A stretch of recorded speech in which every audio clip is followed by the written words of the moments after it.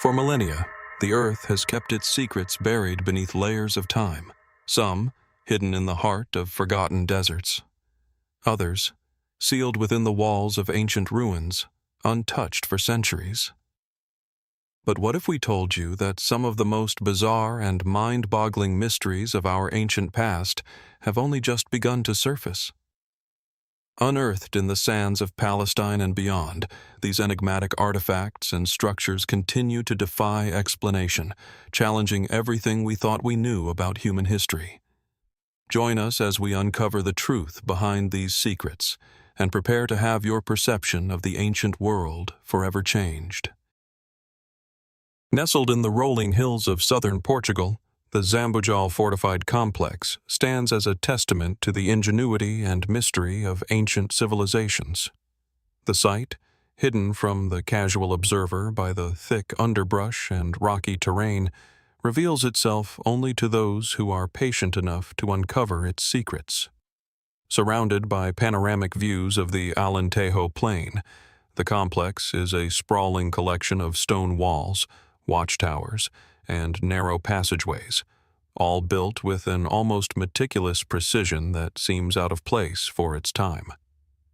The origins of Zambujal date back to the late 3rd millennium BC during the Chalcolithic period, a time when humanity was transitioning from the Neolithic to the Bronze Age. It's a period marked by the rise of early social hierarchies, advances in metallurgy, and a growing complexity in architecture. But what makes Zambujal so intriguing is not just its age, but its remarkable design. The site consists of a series of concentric walls, which would have once acted as a formidable defense against intruders. But who were they defending from? And why was such a complex fortified structure built here, in this seemingly remote corner of the Iberian Peninsula? Archaeologists have uncovered numerous artifacts at Zambujal, from pottery shards to tools made from stone and bone. These items provide a glimpse into the lives of those who inhabited the site, early peoples who were beginning to establish a more settled way of life. Yet, despite these discoveries, much about Zambujal remains enigmatic. The purpose of the site, for example, is still a topic of debate. Was it a military stronghold, a religious center, or perhaps a powerful trading post that connected the peoples of the Iberian Peninsula with distant civilizations across the Mediterranean? What stands out most about the site, however, is its scale and its sophistication. The walls are not just crude stone barricades, but rather intricate layers of stonework, carefully crafted and positioned with an attention to detail that suggests a high degree of knowledge. The people who built Zambujal possessed skills that may have been far more advanced than we typically associate with the era. Some have speculated that the design of the fortifications may reflect influences from other ancient cultures, possibly from the eastern Mediterranean or even from North Africa. Was Zambujal part of a broader network of settlements that spanned the ancient world, connecting distant lands through trade, migration, or cultural exchange? In addition to its architecture, Zambujal's location is itself puzzling. Situated atop a hill, it offers a commanding view of the surrounding landscape, which would have been critical for early warning systems in a time when threats could come from any direction. Yet, this hilltop positioning also raises questions. Why was this particular spot chosen? Why not a more fertile area for settlement, where resources might have been more abundant? The site's strategic placement suggests that it was not merely a place of residence, but one of importance. A location chosen for its visibility, defensibility, and perhaps its symbolic significance. But while the stone walls and structures of Zambujal stand as a permanent reminder of the past, there are still gaps in our understanding of who built them and why. For instance, what do the patterns of the walls and gates tell us about the social dynamics of the time? Could there have been ritualistic or ceremonial aspects to the site that have yet to be fully uncovered? Some have even suggested that the layout of the site bears a resemblance to other ancient sites found throughout the Mediterranean, raising the possibility of a shared cultural heritage that spanned across continents. an idea that remains speculative but tantalizing. As researchers continue to probe the mysteries of Zambujal, it's clear that much remains hidden beneath the soil. The true purpose of the site, the identity of its creators, and the extent of their influence may never be fully understood. The stones that make up Zambujal's walls have withstood the test of time, but the answers they hold are still just beyond our reach. Could this ancient fortress have been a symbol of power, a sacred site, or something entirely different?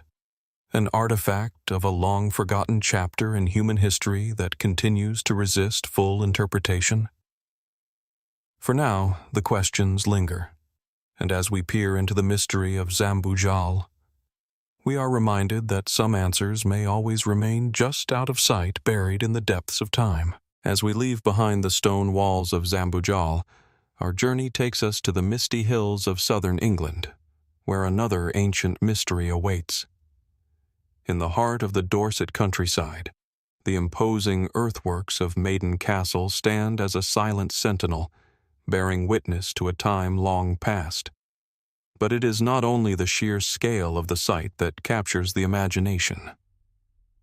There is something haunting about this place, something that stirs an unsettling feeling in the pit of your stomach as you walk its uneven grounds. Here the past seems to pulse with secrets, and beneath the rolling grass and undisturbed silence, countless stories remain locked away, waiting to be uncovered. Maiden Castle is one of the largest and most complex hill forts in all of Britain. Its name, often associated with myth and legend, evokes an image of a mystical, ancient stronghold. Yet the truth about this site is far more complex and enigmatic than any tale spun through the centuries. The fortification itself is a massive network of ramparts, ditches, and gates, designed to protect the inhabitants from external threats. Yet, these defenses raise a profound question. If this was a place meant solely for protection, why did its builders go to such extraordinary lengths to fortify it? The origins of Maiden Castle trace back to the Bronze Age, sometime around 1500 BC. Its construction would have required vast amounts of labor, with hundreds of workers toiling away over generations to create the massive earthen ramparts that encircle the site. These ramparts were not simply for defense. They were intricately designed, with precise curves and contours that suggest a deep understanding of engineering. At the time, such skill was rare, and yet here, in the rolling hills of Dorset, ancient peoples demonstrated an advanced grasp of fortification. Who were they, and why did they feel the need to invest so much in a single location? As we delve deeper into Maiden Castle's history, it becomes evident that the site was not only a defensive stronghold, but also a place of great cultural significance. Evidence suggests that the area was continuously inhabited and modified over many centuries.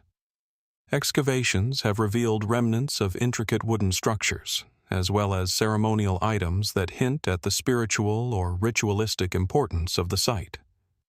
Some archaeologists speculate that Maiden Castle was a center of power and influence, possibly even the seat of a tribal chief or a ruler who held dominion over a vast surrounding area.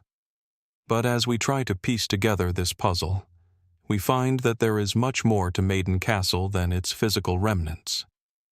Among the most intriguing aspects of the site is the evidence of a violent end. While Maiden Castle flourished for centuries, there is a particularly dark chapter in its history. Archaeological excavations have uncovered signs of a brutal assault on the fort, with the skeletal remains of individuals showing clear evidence of violent deaths, skulls shattered, bones broken. The victims were not just defenders, but also women and children.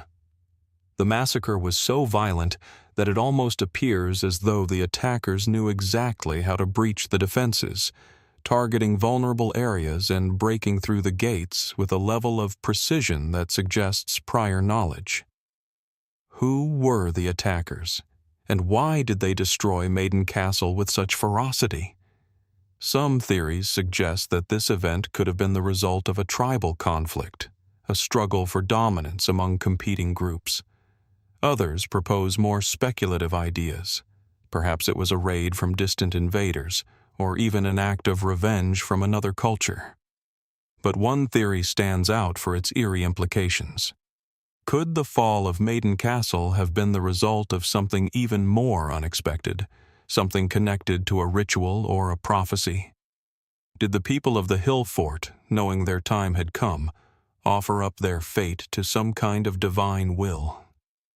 What remains particularly curious about Maiden Castle is its connection to the broader network of hill forts and settlements across the British Isles.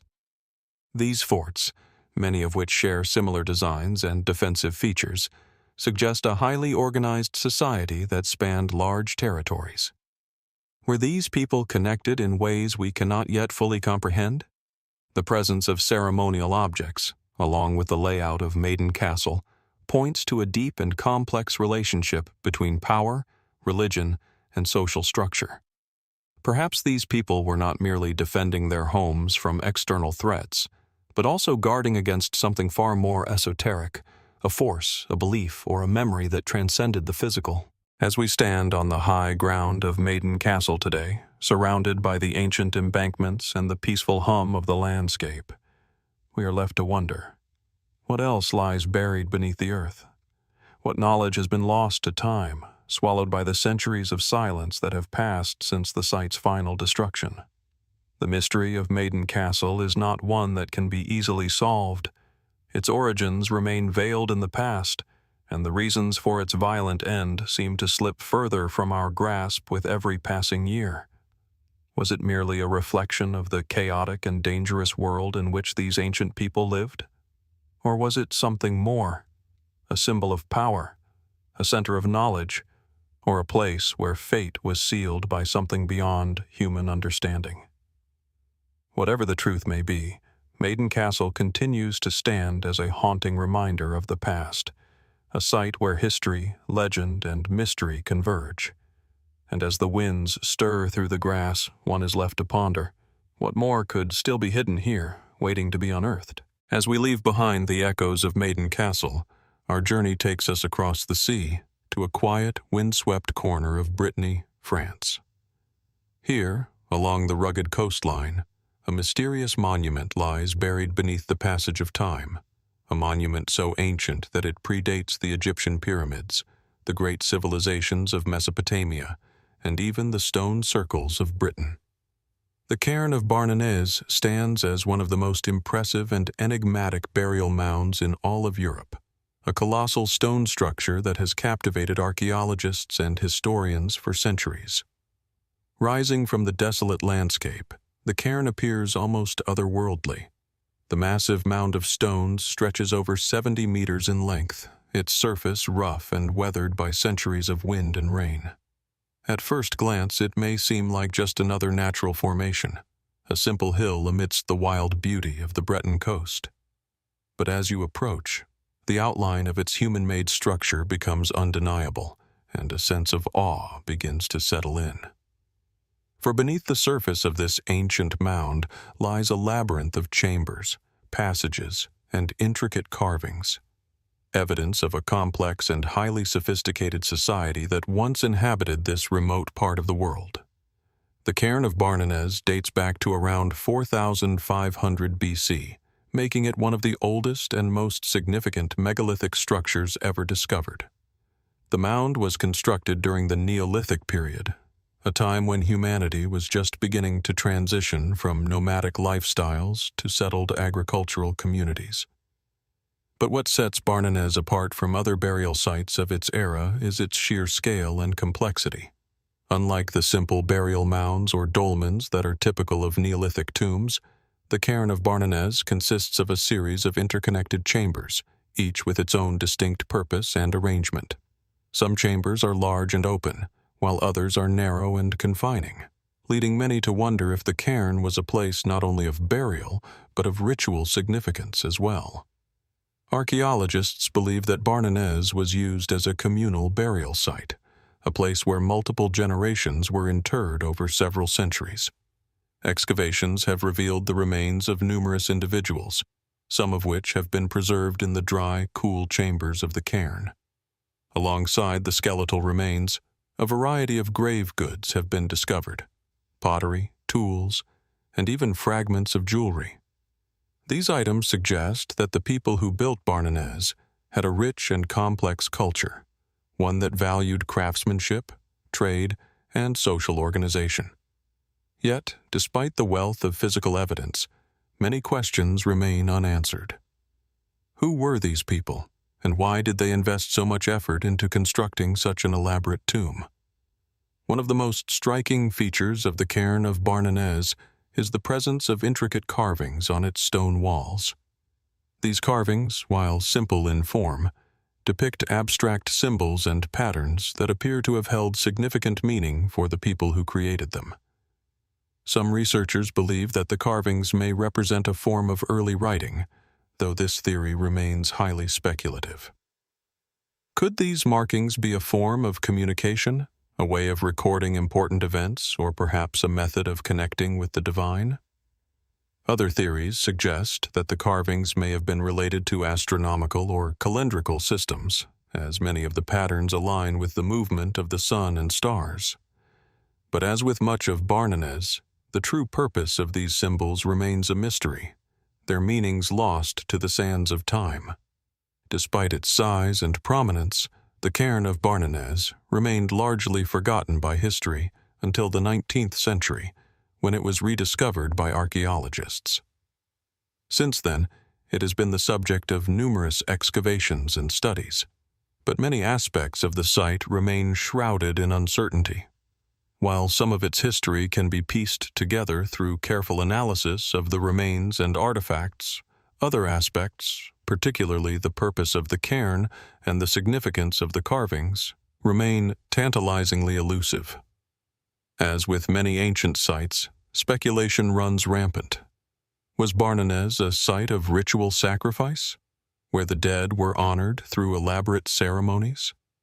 Or perhaps it was a spiritual center, a place where the living could communicate with the dead, ensuring their ancestors' continued presence and protection? Some have even suggested that the cairn may have had a more cosmic significance, with its alignment to the stars and the sun indicating a deeper connection to celestial forces. But as we dig deeper into the mystery of Barnenez, we must also ask, why was it abandoned?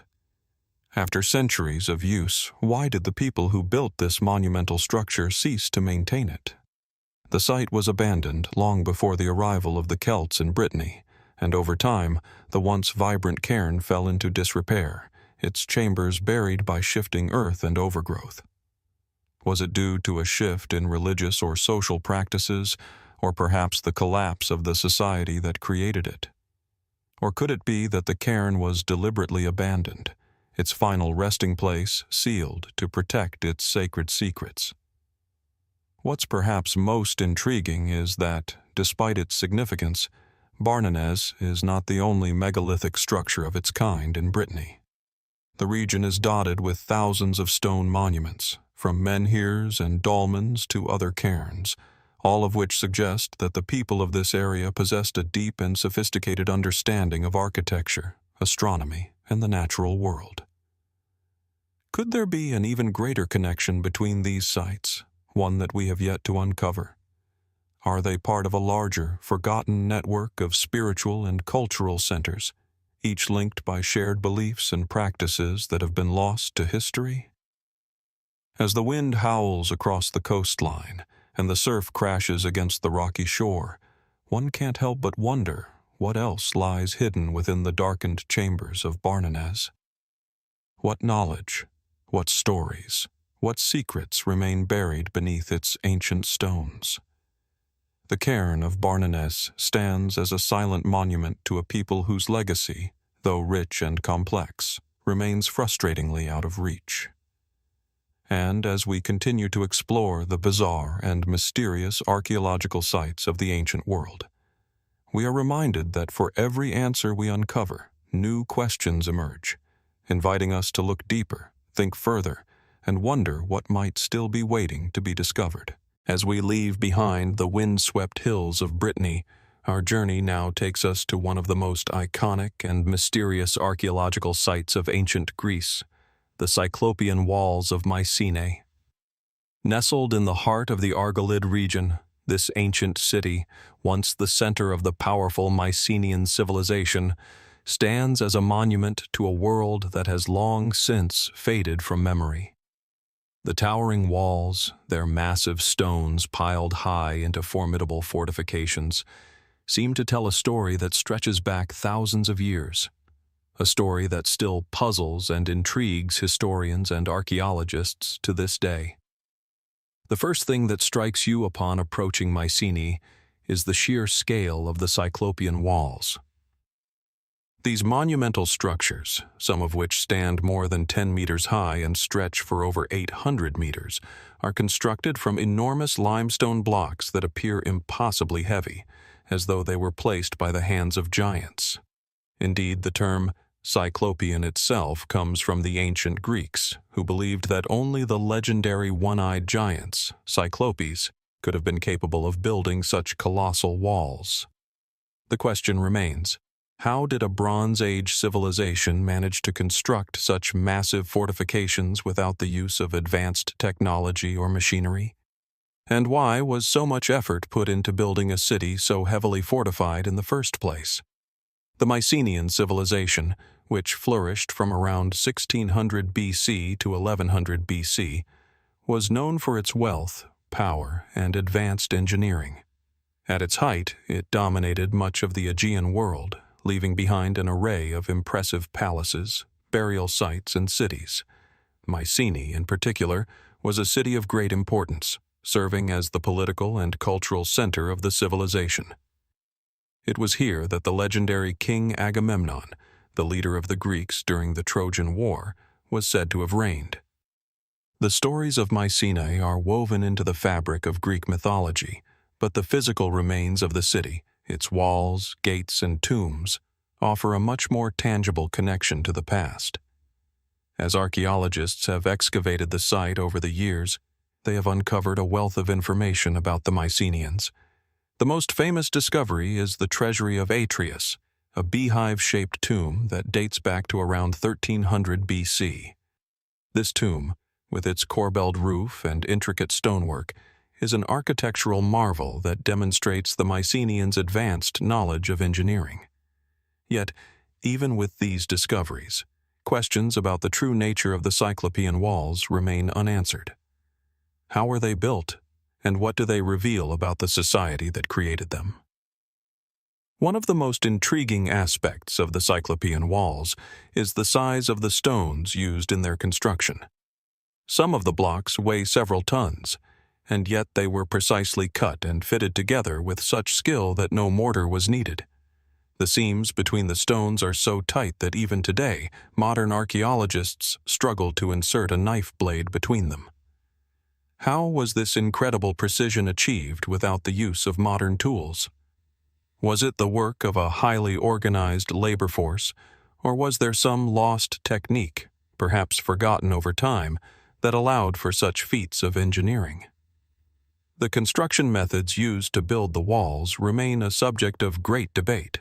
Some scholars suggest that the stones were carved into shape using rudimentary tools like hammers and chisels, while others propose that advanced techniques such as leverage and ramps may have been used to transport the massive blocks. But no definitive explanation has emerged, and many remain perplexed by the complexity of the task.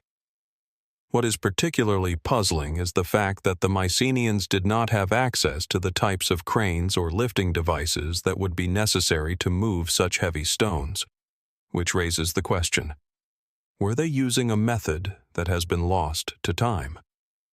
As we ponder these questions, we are also faced with the reality that the true purpose of the Cyclopean walls remains unclear.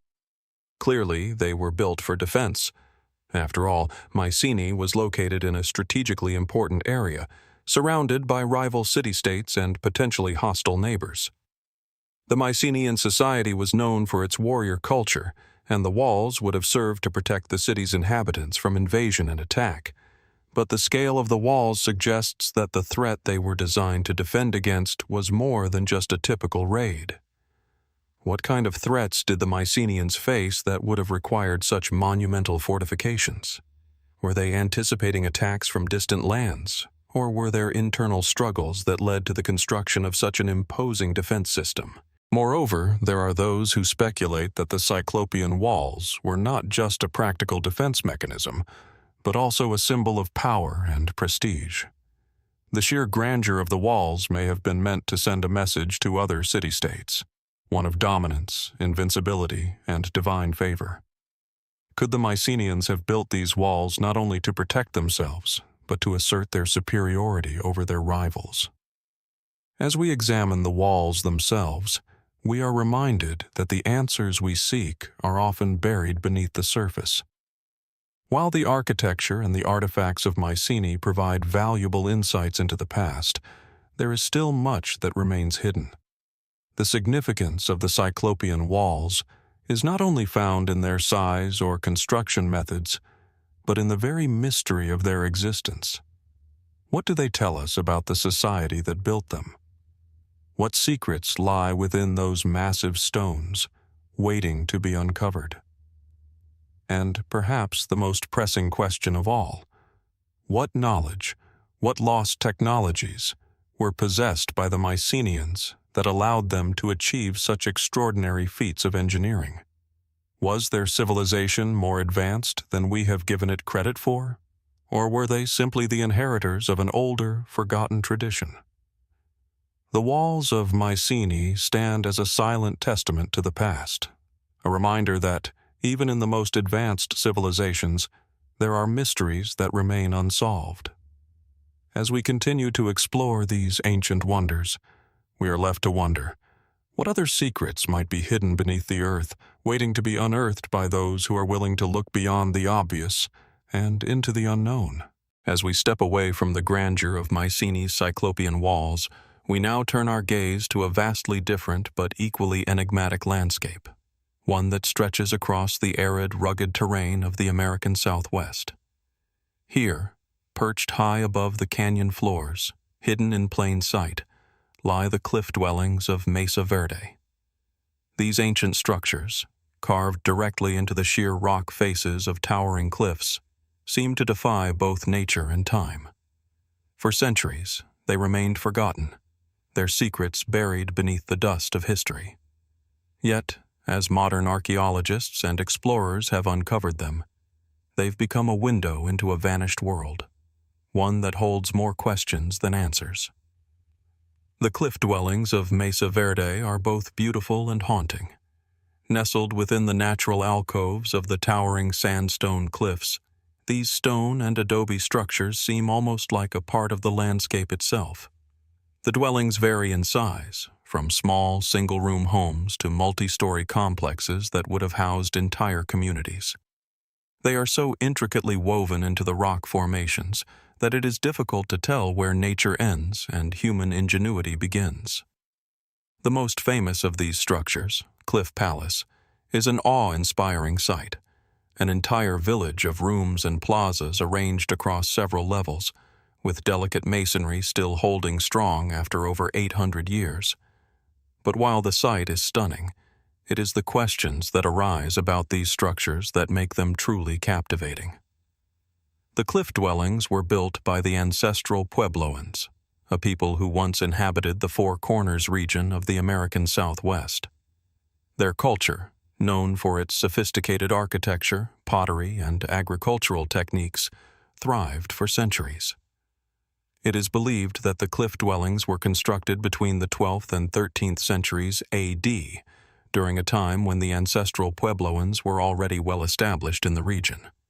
Yet the sheer scale and intricacy of these cliffside communities suggest that there was something more to their construction than simple shelter or defense. The question that immediately arises is why the Puebloans chose such a seemingly inaccessible location for their homes. Perched high above the valley floors, these dwellings are not easily reached. Reaching many of them would have required climbing ladders or navigating narrow, precarious ledges. Were the cliff dwellings designed purely for defense, to protect the inhabitants from marauding enemies? Or was there another, deeper reason for choosing such a location? Some scholars suggest that the cliffs offered a sense of spiritual or symbolic significance. Could these homes have been chosen for their connection to the natural world, or perhaps for their alignment with celestial bodies, as some other ancient cultures have been known to do? Indeed, the idea that the Mesa Verde cliff dwellings were more than just functional homes is supported by certain features found within the architecture. Some of the buildings display signs of advanced planning, with chambers and ceremonial kivas positioned in alignment with the sun's movement, indicating that the Puebloans may have been attuned to the cycles of nature in a way that we are only beginning to understand. The buildings themselves are constructed with incredible precision, with some rooms designed to function as ceremonial spaces. Could these structures have had a dual purpose, both as places of habitation and sacred sites for rituals? The presence of ceremonial artifacts found within the dwellings, such as decorated pottery and ceremonial flutes, suggests that these were not just ordinary homes but places of cultural and spiritual importance. But the mystery deepens when we consider why, after hundreds of years of thriving communities, the ancestral Puebloans abandoned Mesa Verde around the late 13th century.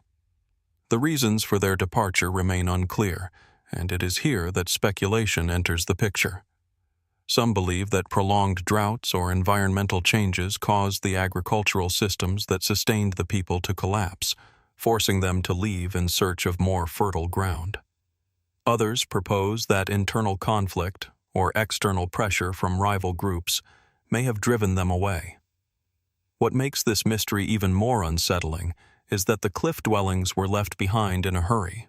Many of the structures show signs of being abandoned in a disorderly fashion, with objects left behind as though the inhabitants had simply vanished. Was there a sudden catastrophic event that caused the people of Mesa Verde to flee, or did the decision to leave happen gradually over time? Some theories suggest that the shift in climate, with prolonged droughts and reduced water sources, created insurmountable pressure on an already strained society. As the landscape around them grew harsher, could the Puebloans have chosen to abandon their high-perched homes and move to other regions where resources were more abundant? Or was there something more to their departure, a spiritual or religious shift perhaps, that led them to leave their homes and disappear into the vastness of the desert? Adding another layer to this enigma are the numerous signs that suggest the cliff dwellings were far more connected to the surrounding landscape than we have previously imagined. Some researchers have proposed that the Puebloans' decision to build in these cliff alcoves was not just a practical one, but deeply tied to their beliefs about the land and the spirit world. The placement of their homes, the use of specific materials, and the strategic positioning of kivas and ceremonial chambers all suggest that this was not simply a matter of living. These were places imbued with meaning. Could the cliff dwellings have been part of a larger spiritual framework that guided the Puebloans' daily lives? As we look at the ruins of Mesa Verde today, the silent cliff dwellings stand as a reminder of a culture that vanished into the mist of time. But their mystery persists, calling us to explore not just the remains of the structures, but the lives of those who built them and the reasons behind their ultimate abandonment. The questions continue to echo in the canyon walls. What truly drove the people of Mesa Verde away? What knowledge did they leave behind, and what deeper meanings are encoded in the very stones of these ancient homes?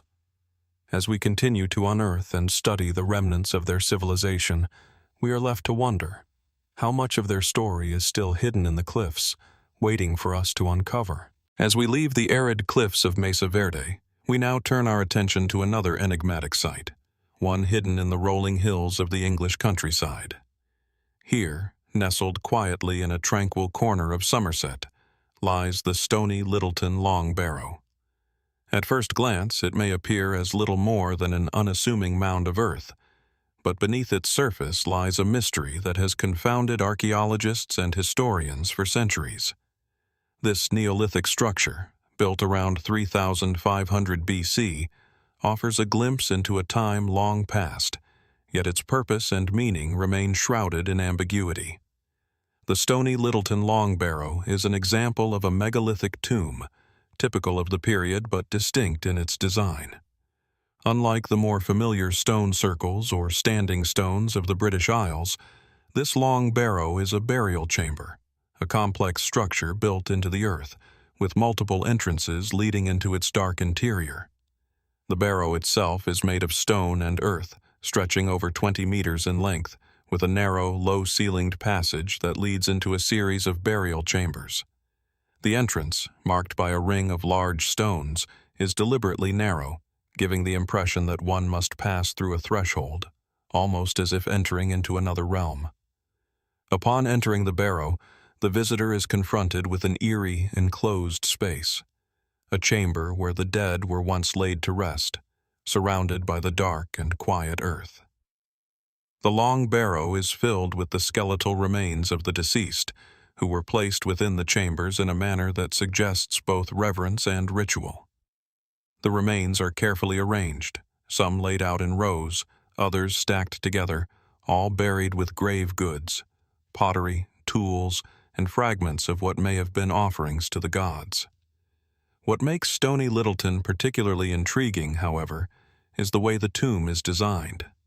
Unlike most other long barrows, which are typically simple and functional, this tomb is a labyrinth of chambers and passageways. The chambers are arranged in a way that suggests a carefully planned ritual space, with specific areas designated for different types of burials. What were these spaces used for? Were they intended to house the bodies of the elite, or did they serve a more communal role, housing the remains of an entire tribe? The exact significance of the arrangement is still debated, but it is clear that the layout of the tomb was intentional and imbued with meaning. The chambers themselves, especially the so-called false or blind chambers, are a source of mystery. These chambers, which do not appear to lead anywhere, may have served a symbolic purpose, perhaps related to the spiritual beliefs of the Neolithic people who built the barrow. Some have speculated that the false chambers were intended to create an illusion of depth, as if the journey into the tomb was one that took the soul deeper into the earth, closer to the realm of the dead. The false chambers could also have been an attempt to confuse or mislead any potential intruders, preventing them from discovering the true resting places of the dead. But even more puzzling are the carvings and markings found on some of the stones that line the interior of the barrow. These markings, which resemble abstract symbols, have yet to be definitively interpreted. Some believe they may represent a form of early writing or a coded language, while others suggest they could be astronomical or religious symbols. The nature of these markings remains one of the most intriguing aspects of the site, as they offer a glimpse into the symbolic world of the Neolithic people, yet their true meaning has been lost to time. In addition to the physical structure of the barrow, the location of Stony Littleton itself raises questions. The site is positioned on a rise in the landscape, offering a commanding view of the surrounding area. Was this strategic placement a reflection of the barrow's importance, a way to mark the dead as significant figures within the community? Or was it meant to connect the barrow to the cycles of the natural world? Some researchers have suggested that the orientation of the tomb may be aligned with certain celestial events, such as the rising and setting of the sun or the movement of the stars. Could Stony Littleton have been built to mark a specific time of year, such as the solstices, when the spirits of the dead were believed to be most active? And then there is the question of the people who built the tomb. Who were they, and why did they choose to construct such an elaborate burial site? The Neolithic people of Britain were not a single unified group, but a collection of different tribes and communities, each with their own customs and beliefs. What unites them, however, is their shared use of megalithic tombs like Stony Littleton. These tombs suggest a deep concern with death and the afterlife, and a belief in the power of burial rituals to ensure the safe passage of the soul into the next world. But were the builders of Stony Littleton simply following a tradition, or did they believe in something more, a deeper spiritual connection between the living and the dead, between the material world and the realm of the gods? Despite centuries of study and excavation, the mysteries of Stony Littleton Long Barrow remain unresolved. The exact purpose of the tomb, the meaning of its strange symbols, and the beliefs of the people who constructed it are still subjects of speculation. Was it simply a place of burial, or was it something more? A site of ritual, a place of spiritual significance, a gateway to another world? The tomb's very design, with its labyrinthine passages and false chambers, suggests a deeper, hidden meaning that remains just out of reach. As we stand before the Long Barrow today, we are left to wonder what else lies hidden beneath the earth. What ancient knowledge or secrets have yet to be uncovered? In the stillness of Stony Littleton, with its cold stones and quiet chambers, we are reminded that not all mysteries are meant to be solved. Some remain, waiting for the right moment, or the right person, to unlock their secrets. And as we continue to explore the ancient sites of the world, we are reminded that there is always more to discover, if only we are willing to listen to the whispers of the past. As we leave behind the misty hills of Stony Littleton, we now find ourselves on the sun-drenched shores of the Aegean Sea, on the island of Santorini, Greece. Beneath the beauty of this modern paradise lies a submerged mystery, a site that reveals the remnants of an ancient civilization, frozen in time by one of the most catastrophic natural events in history. This is the lost city of Akrotiri, a settlement that was once a thriving center of trade, culture, and innovation, before being obliterated by the violent eruption of the Thera volcano around 1600 BC. Today, Akrotiri is a window into a world that vanished nearly 4,000 years ago. The city itself is remarkably well preserved, its buildings and streets still intact beneath a blanket of volcanic ash that protected it from the ravages of time. The ruins, uncovered in the late 20th century, offer an eerie snapshot of a once flourishing society, a society that was, until the eruption, living on the edge of one of the most dangerous natural phenomena the Earth has ever known. Walking through the site, you find yourself surrounded by narrow streets lined with the remains of multi-story buildings, their walls adorned with vibrant frescoes that depict scenes of daily life, religious rituals, and far-off lands. These frescoes, with their vivid colors and intricate details, suggest a people deeply connected to the world around them, aware of their environment, their gods, and their place in the greater cosmic order. The art is stunning in its beauty, but it also raises questions about the sophistication of the society that created it. How were they able to produce such vivid, lifelike depictions without the advanced techniques that we associate with later cultures? As we venture deeper into the ruins, we notice the layout of the city. The streets of Akrotiri were laid out with an almost modern sense of urban planning, complete with drainage systems and well-organized buildings.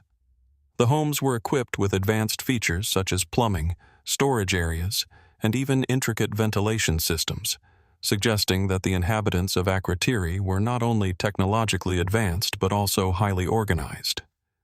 Could this city have been a model of ancient urbanism, a precursor to the great cities of later civilizations? Or were these advances simply a product of necessity, developed to withstand the harsh environment of an island built on volcanic rock? But it is not just the city's architecture that sparks curiosity. The most intriguing aspect of Akrotiri is the way it was preserved. The eruption of Thera, one of the most powerful volcanic events in recorded history, buried the city under a thick layer of ash, preserving everything in its path. The buildings, furniture, tools, and even the bodies of the people who lived there were entombed by the volcanic fallout. But unlike other ancient cities that have succumbed to the ravages of time, Akrotiri's preservation is almost unnatural. The ash preserved not just the physical remnants of the city, but also its atmosphere, leaving an almost ghostly impression of a society suddenly and violently interrupted. The eruption of Thera has long been a source of fascination and mystery. It was so powerful that it sent a shockwave across the Mediterranean, creating tsunamis that devastated coastal settlements as far away as Palestine. The event also left a significant mark on the surrounding environment, with ash and pumice clouds blanketing nearby islands and even reaching as far as Egypt. But was this eruption a natural disaster? Or was it something more? Some have speculated that the eruption was linked to ancient myths and legends, including the story of Atlantis, the fabled island civilization that was said to have been swallowed by the sea in a single night. Could Akrotiri have been the real-life inspiration for this myth, a thriving society that was destroyed by the catastrophic eruption of Thera? While the destruction of Akrotiri has often been framed as the result of a natural disaster, there are other, more speculative theories that suggest the eruption was not simply a random act of nature. Some have proposed that the eruption may have been linked to some form of divine retribution, perhaps a punishment for the hubris of the people who lived in Akrotiri. Others have even suggested that the eruption could have been a part of an ancient cataclysmic event, a series of natural disasters that were part of a larger, global pattern of upheaval. What if the people of Akrotiri knew that their end was near? What if they had received some kind of warning, perhaps through signs in the sky or omens in the natural world? Despite the theories, one fact remains undeniable. Akrotiri was a victim of an extraordinary, uncontrollable force. The city's destruction, though sudden and violent, has left behind a legacy of remarkable preservation. The bodies of the dead, though frozen in their final moments, remain untouched by decay, their faces still visible, etched in their last expressions. The homes, filled with pots, pans, and tools, remain in their original places, as if the people of Akrotiri simply stepped away for a moment and never returned. And yet, despite the remarkable preservation of the site, questions linger. What happened to the people of Akrotiri? Did they have any inkling that their civilization was about to be erased from existence? Was there a mass exodus from the city before the eruption, or did they perish in place, caught in the catastrophic force of the eruption? Some evidence suggests that there may have been an attempt to escape, with some bodies found near the exits of the city. But why did they not flee sooner? Were they unaware of the imminent danger, or did they simply have nowhere else to go? There are also questions about the fate of Akrotiri's cultural legacy. The island, once a hub of trade and cultural exchange, seems to have disappeared almost entirely after the eruption. The people of Akrotiri were known to have traded with other Mediterranean cultures, including Egypt, and their artistic and architectural styles show evidence of influences from far-off lands. But after the eruption, the island seems to have faded into obscurity. Was the destruction of Akrotiri the end of a great civilization, or was it simply the beginning of a new chapter in history, one that has yet to be fully understood? As we walk through the ruins of Akrotiri today, we are left with more questions than answers. The city, though frozen in time, holds its secrets tightly, and the true story of its rise and fall remains elusive. What really happened to the people of Akrotiri? How did they live, and why did they disappear so suddenly? And most importantly, what lessons, if any, does their story hold for us today? Akrotiri remains one of the greatest archaeological mysteries of the ancient world, a site that continues to inspire awe, wonder, and a profound sense of curiosity about the civilization that once called this island home. What else lies hidden beneath the layers of ash and stone, waiting to be uncovered by those who dare to seek the answers to its mysteries? As we leave behind the ancient remnants of Akrotiri, our journey now takes us to the distant, rugged peaks of the Caucasus Mountains, where a strange and enigmatic group of monuments lies scattered across the landscape, known as the torpedo-shaped dolmens. These peculiar stone structures, unlike anything seen in other parts of the world, have puzzled archaeologists and historians for centuries. Their shape alone raises more questions than answers. What purpose did they serve, and who or what was behind their creation? The dolmens are found primarily in the regions of the North Caucasus and parts of the Western Caucasus, stretching across modern-day Russia, Georgia, and even parts of Armenia. These structures are characterized by their distinctive torpedo-like shape, long oval stones that taper at both ends, much like a missile or torpedo. They are typically made from large slabs of stone, stacked one on top of the other, creating a chamber or tomb. Some are small, while others are enormous, with chambers large enough to hold multiple individuals. And yet, despite their striking appearance and sheer scale, there is little consensus on their exact function or the people who built them. The origins of these dolmens date back to roughly 3000 to 2000 BC, placing them squarely in the late Neolithic to early Bronze Age. The people who constructed them are believed to have been part of a larger culture that spanned across the Caucasus region. Evidence suggests that they were part of a society that valued the dead, as many of the dolmens are found in burial sites. However, the exact nature of their religious or cultural significance remains unclear. Were these simply tombs, or did they serve as something more, perhaps as places of ritual, astronomical observation, or even as symbols of power? The most intriguing feature of these dolmens is their form. While stone burial chambers are common across ancient civilizations, the torpedo shape of these structures is not. Their elongated, streamlined appearance seems at odds with the more familiar, box-like tombs found in other parts of the world. Why would the builders of these dolmens choose such an unusual shape? Some have speculated that the design could have had symbolic significance, representing a vessel for the soul, or a vehicle for the journey to the afterlife. The shape may have been intended to evoke ideas of speed, movement, or transcendence, suggesting that the deceased were not merely laid to rest, but were sent on a journey to another realm, perhaps one that was distant or unreachable. There is also the question of the materials used to construct the dolmens.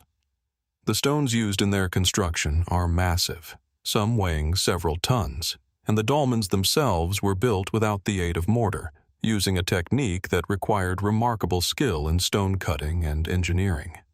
How were these enormous stones transported to their remote locations, often deep in the mountains or on high plateaus, where such massive slabs would have been difficult to move? The sheer logistics of constructing these structures, without the tools or methods available to later civilizations, raises further questions about the technological capabilities of the people who built them. Could there have been a lost method of transport or construction, one that was forgotten by history? Even more puzzling is the alignment of some of the dolmens.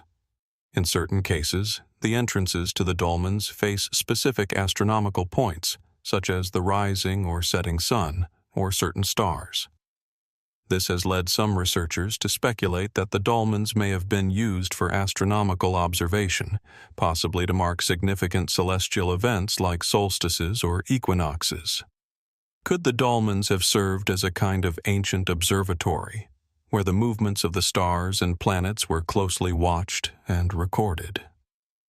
The idea that these structures could have been designed with such astronomical precision suggests that their creators were far more attuned to the heavens than we might expect for such an early period in human history.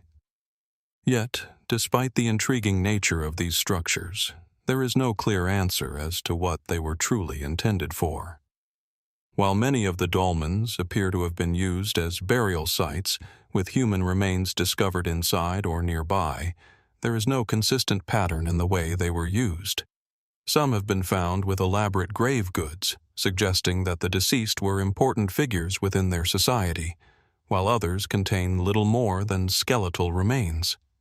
This variation in usage suggests that these dolmens could have served different purposes over time, or that the meanings attached to them were complex and multifaceted.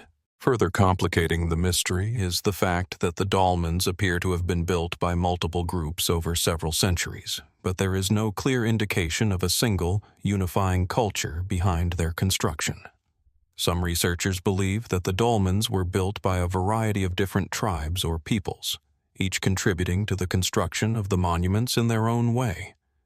Others have suggested that the dolmens were part of a larger, more cohesive civilization that spanned across the Caucasus and beyond, perhaps even extending into Anatolia, the Levant, or the lands of ancient Mesopotamia. Could there have been a common thread that connected these disparate cultures, a shared belief or religious practice that led them to build these monumental structures? Or were the dolmens simply the product of independent, isolated cultures, each with its own interpretation of death, the afterlife, and the cosmos? Some have even speculated that the dolmens may have been built as part of an ancient ritual designed to communicate with or appease gods or spirits, perhaps as part of an early form of ancestor worship or an attempt to seek divine favor. As we consider these possibilities, we are left with a deeper sense of mystery. The dolmens of the Caucasus stand as silent witnesses to a long-lost world, one that is as elusive as the shapes of the monuments themselves. The answers we seek may be hidden in the rubble of these ancient stones, waiting for a key to unlock their secrets. But for now, the torpedo-shaped dolmens remain an enigma, one that continues to provoke more questions than answers. What did these ancient builders believe? And what drove them to create such strange, monumental structures? How were they able to achieve such feats of engineering with the limited tools of their time? And, perhaps most intriguingly, what does the legacy of these dolmens tell us about the people who left them behind, and what might we still have to learn from them? As our exploration of ancient mysteries continues, we leave behind the strange and torpedo-shaped dolmens of the Caucasus, shifting our focus to a more distant yet equally puzzling location in the Mediterranean. On the island of Malta, in the heart of the Mediterranean Sea, lie the Ġgantija Temples, some of the oldest and most enigmatic megalithic structures on Earth. These temples, built between 3,600 and 2,500 BC, predate the pyramids of Egypt by over 1,000 years, and their purpose, construction, and the society that built them remain shrouded in mystery. The Ġgantija Temples stand on a plateau overlooking the sea, surrounded by a landscape that seems to echo with the silence of the ancient past. The site consists of two main temple structures, enclosed by a massive boundary wall with a series of smaller altars and chambers scattered around the area. What immediately strikes you upon entering the site is the sheer size and weight of the stones. The megaliths that form the temple walls and structures are enormous, some weighing up to 50 tons, and are assembled with remarkable precision, fitting together so tightly that no mortar was used. These colossal stones are so finely cut and placed that even today it is difficult to imagine how they were moved and arranged by people who lacked the wheel or sophisticated lifting devices. The design of the temples themselves is as mysterious as their construction. The two main temples are oriented in a way that suggests a deliberate alignment with certain celestial events, though the exact purpose of this remains unclear. Each temple consists of several apsidal, or semicircular chambers, with one or more central spaces that may have been used for rituals. The interior of the temples is lined with niches, some of which may have been used to house statues or religious artifacts. The complexity of the design and the effort involved in constructing these temples suggests that the society that built them was not only skilled in architecture, but also highly organized, with an advanced understanding of geometry, astronomy, and ritual. While the physical structure of the Ġgantija temples is impressive enough, it is the mystery surrounding their builders that raises the most questions.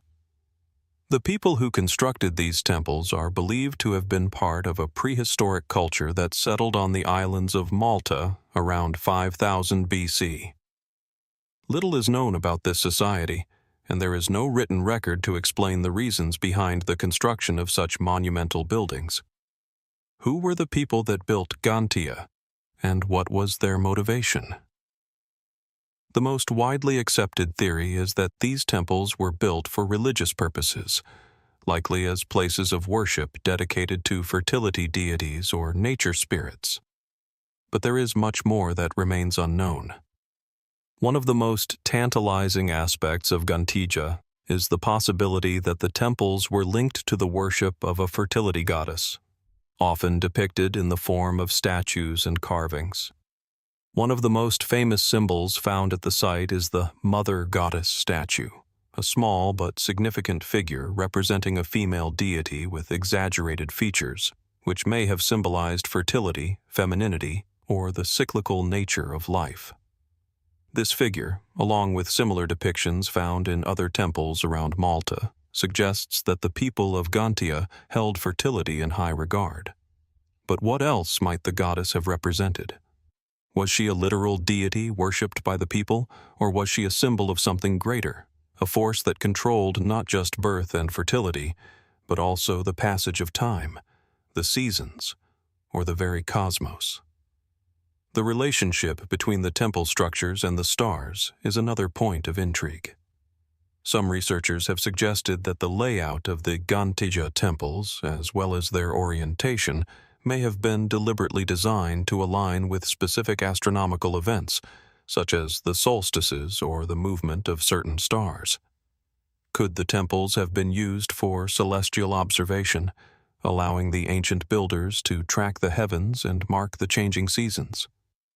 Some even speculate that these structures could have been an early form of astronomical observatory, although the lack of definitive evidence makes such theories difficult to confirm.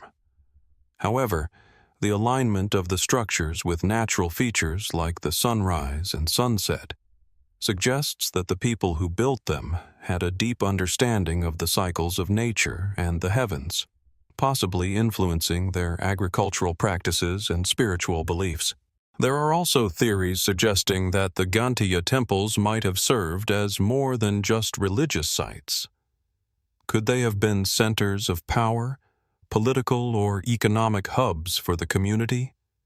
The sheer size of the stones and the labor required to construct them would have necessitated a well-organized and powerful society. Who were the leaders or priests who oversaw such monumental projects? Some have even posited that Ġgantija could have been a place of community gathering or trade, though this remains speculative, as there is no conclusive evidence to support this idea. Another fascinating aspect of Ġgantija is the fact that, despite its grandeur, the temples were abandoned around 2500 BC, not long after their construction. Why would such a monumental site, once so important, be left behind? Were the people of Ġgantija driven away by environmental changes, such as shifting climate patterns or natural disasters? Or was there an internal social or religious collapse that led to the abandonment of the temples? Some have even suggested that the temples were abandoned because the society that built them had evolved or transformed into something entirely different, perhaps even abandoning their old ways of life and religious practices. What is clear, however, is that the abandonment of the site was gradual, and the reasons for the temple's decline remain one of the greatest mysteries of the ancient world. Adding to the intrigue is the question of the knowledge possessed by the builders of Ġgantija. How did a society without advanced tools or machinery manage to quarry, transport, and place such enormous stones? The techniques used to construct these temples remain a matter of speculation with no definitive answers. Was there a lost method of stonework or transport that enabled them to move these massive stones across the rugged landscape? Could there have been some form of advanced knowledge, perhaps even lost technologies, that we have yet to uncover? The lack of any written record leaves us with only the physical evidence of the site, and the mystery surrounding the construction techniques persists.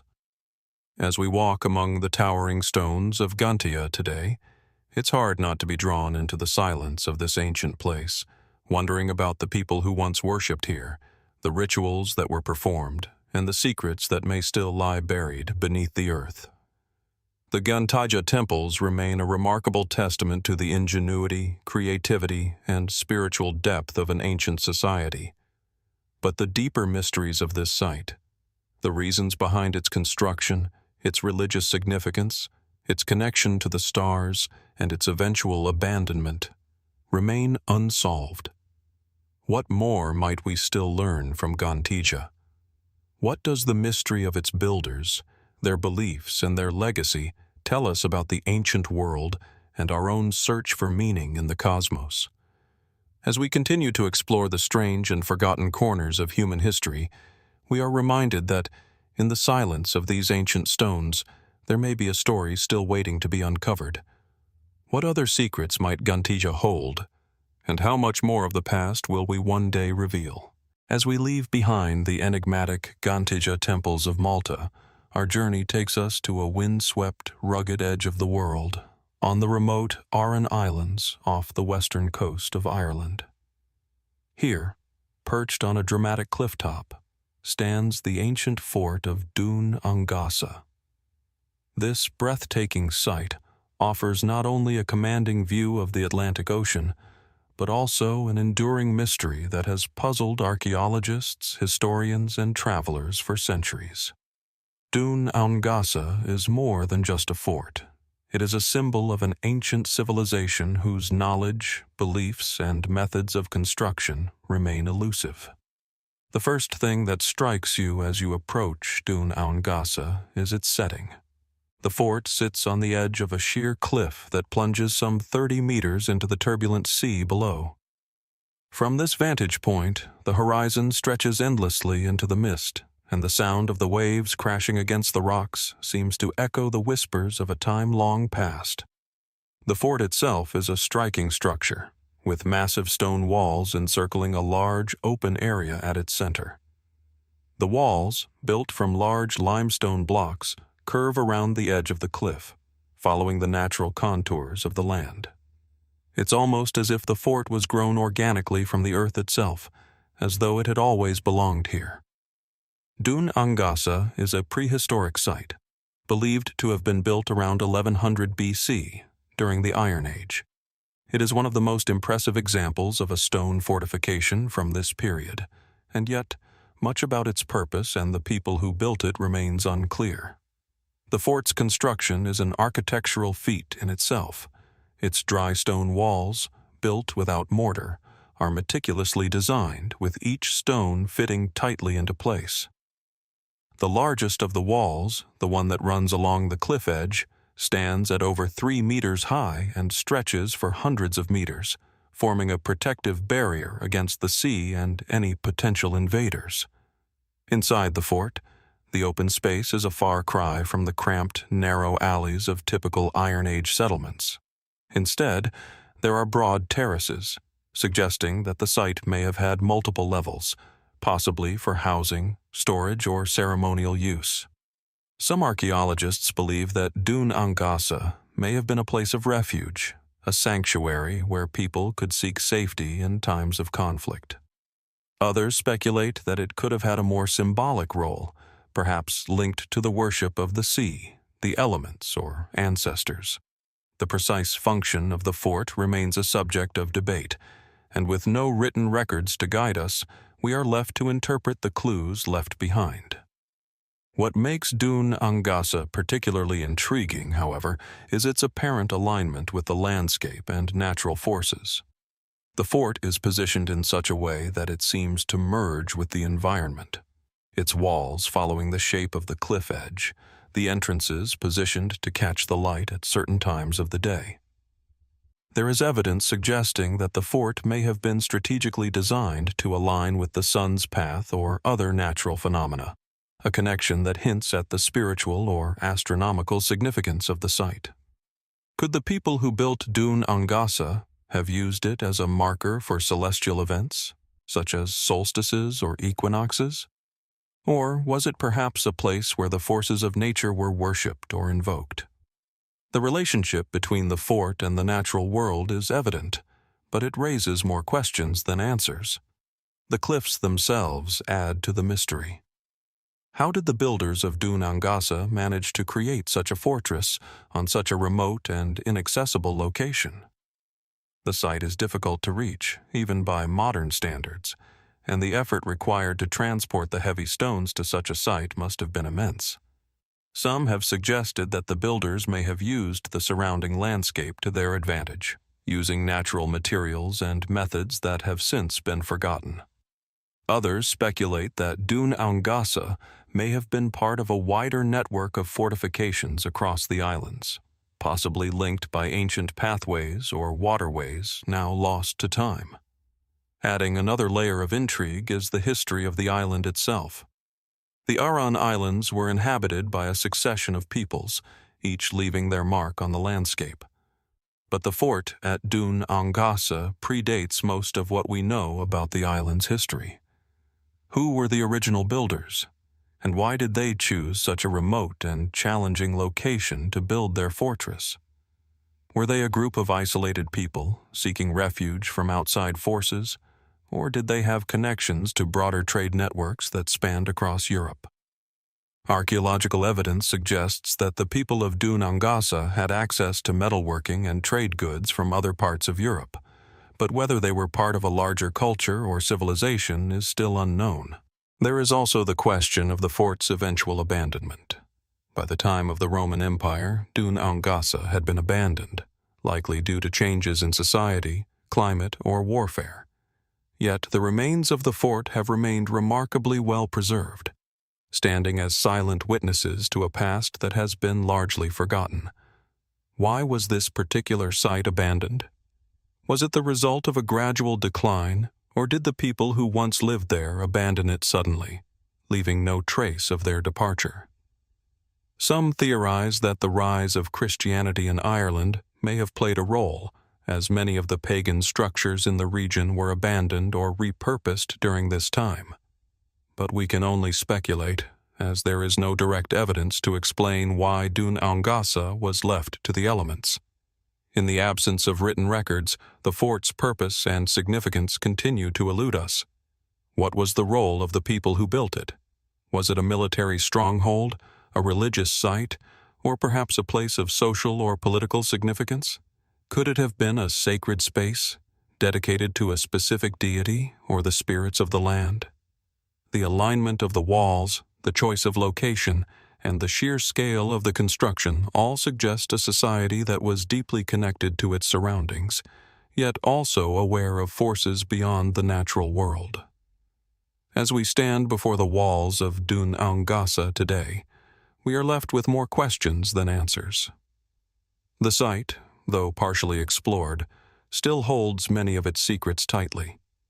Its builders have long since disappeared, and the reasons behind the fort's creation and eventual abandonment remain hidden beneath the stones.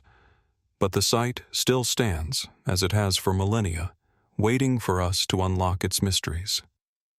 What did the people of Dùn Aonghasa believe? What did they hope to protect, and what forces did they seek to appease? Perhaps, in the quiet of the cliffs and the sound of the waves crashing below, we are reminded that some mysteries, no matter how ancient, remain unsolved, waiting for the right eyes, the right questions, to uncover their truth. As we leave behind the windswept cliffs of Dùn Aonghasa, our journey now takes us across the vast landscapes of North America to a remote and awe-inspiring location in the Bighorn Mountains of Wyoming, USA. Here, perched on a high plateau overlooking a valley of pine trees and grasslands, lies the Bighorn Medicine Wheel, a massive stone structure that has baffled researchers, indigenous peoples, and archaeologists for centuries. A testament to the ancient knowledge and spiritual practices of the Native American cultures that once inhabited the region, the Medicine Wheel stands as a silent reminder of a civilization deeply attuned to the natural world. But its precise purpose, its meaning, and its connection to the people who built it remain shrouded in mystery. The Medicine Wheel is a remarkable feat of stonework, a circular arrangement of stones laid out with great precision.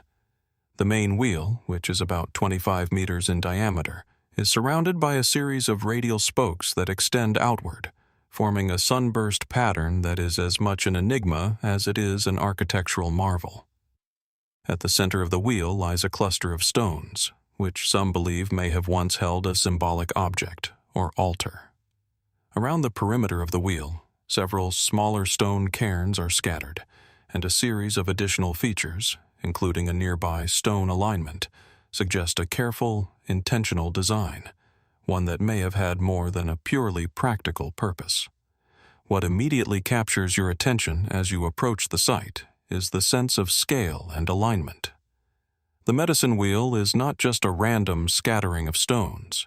It is a carefully constructed structure, laid out with an almost geometric precision.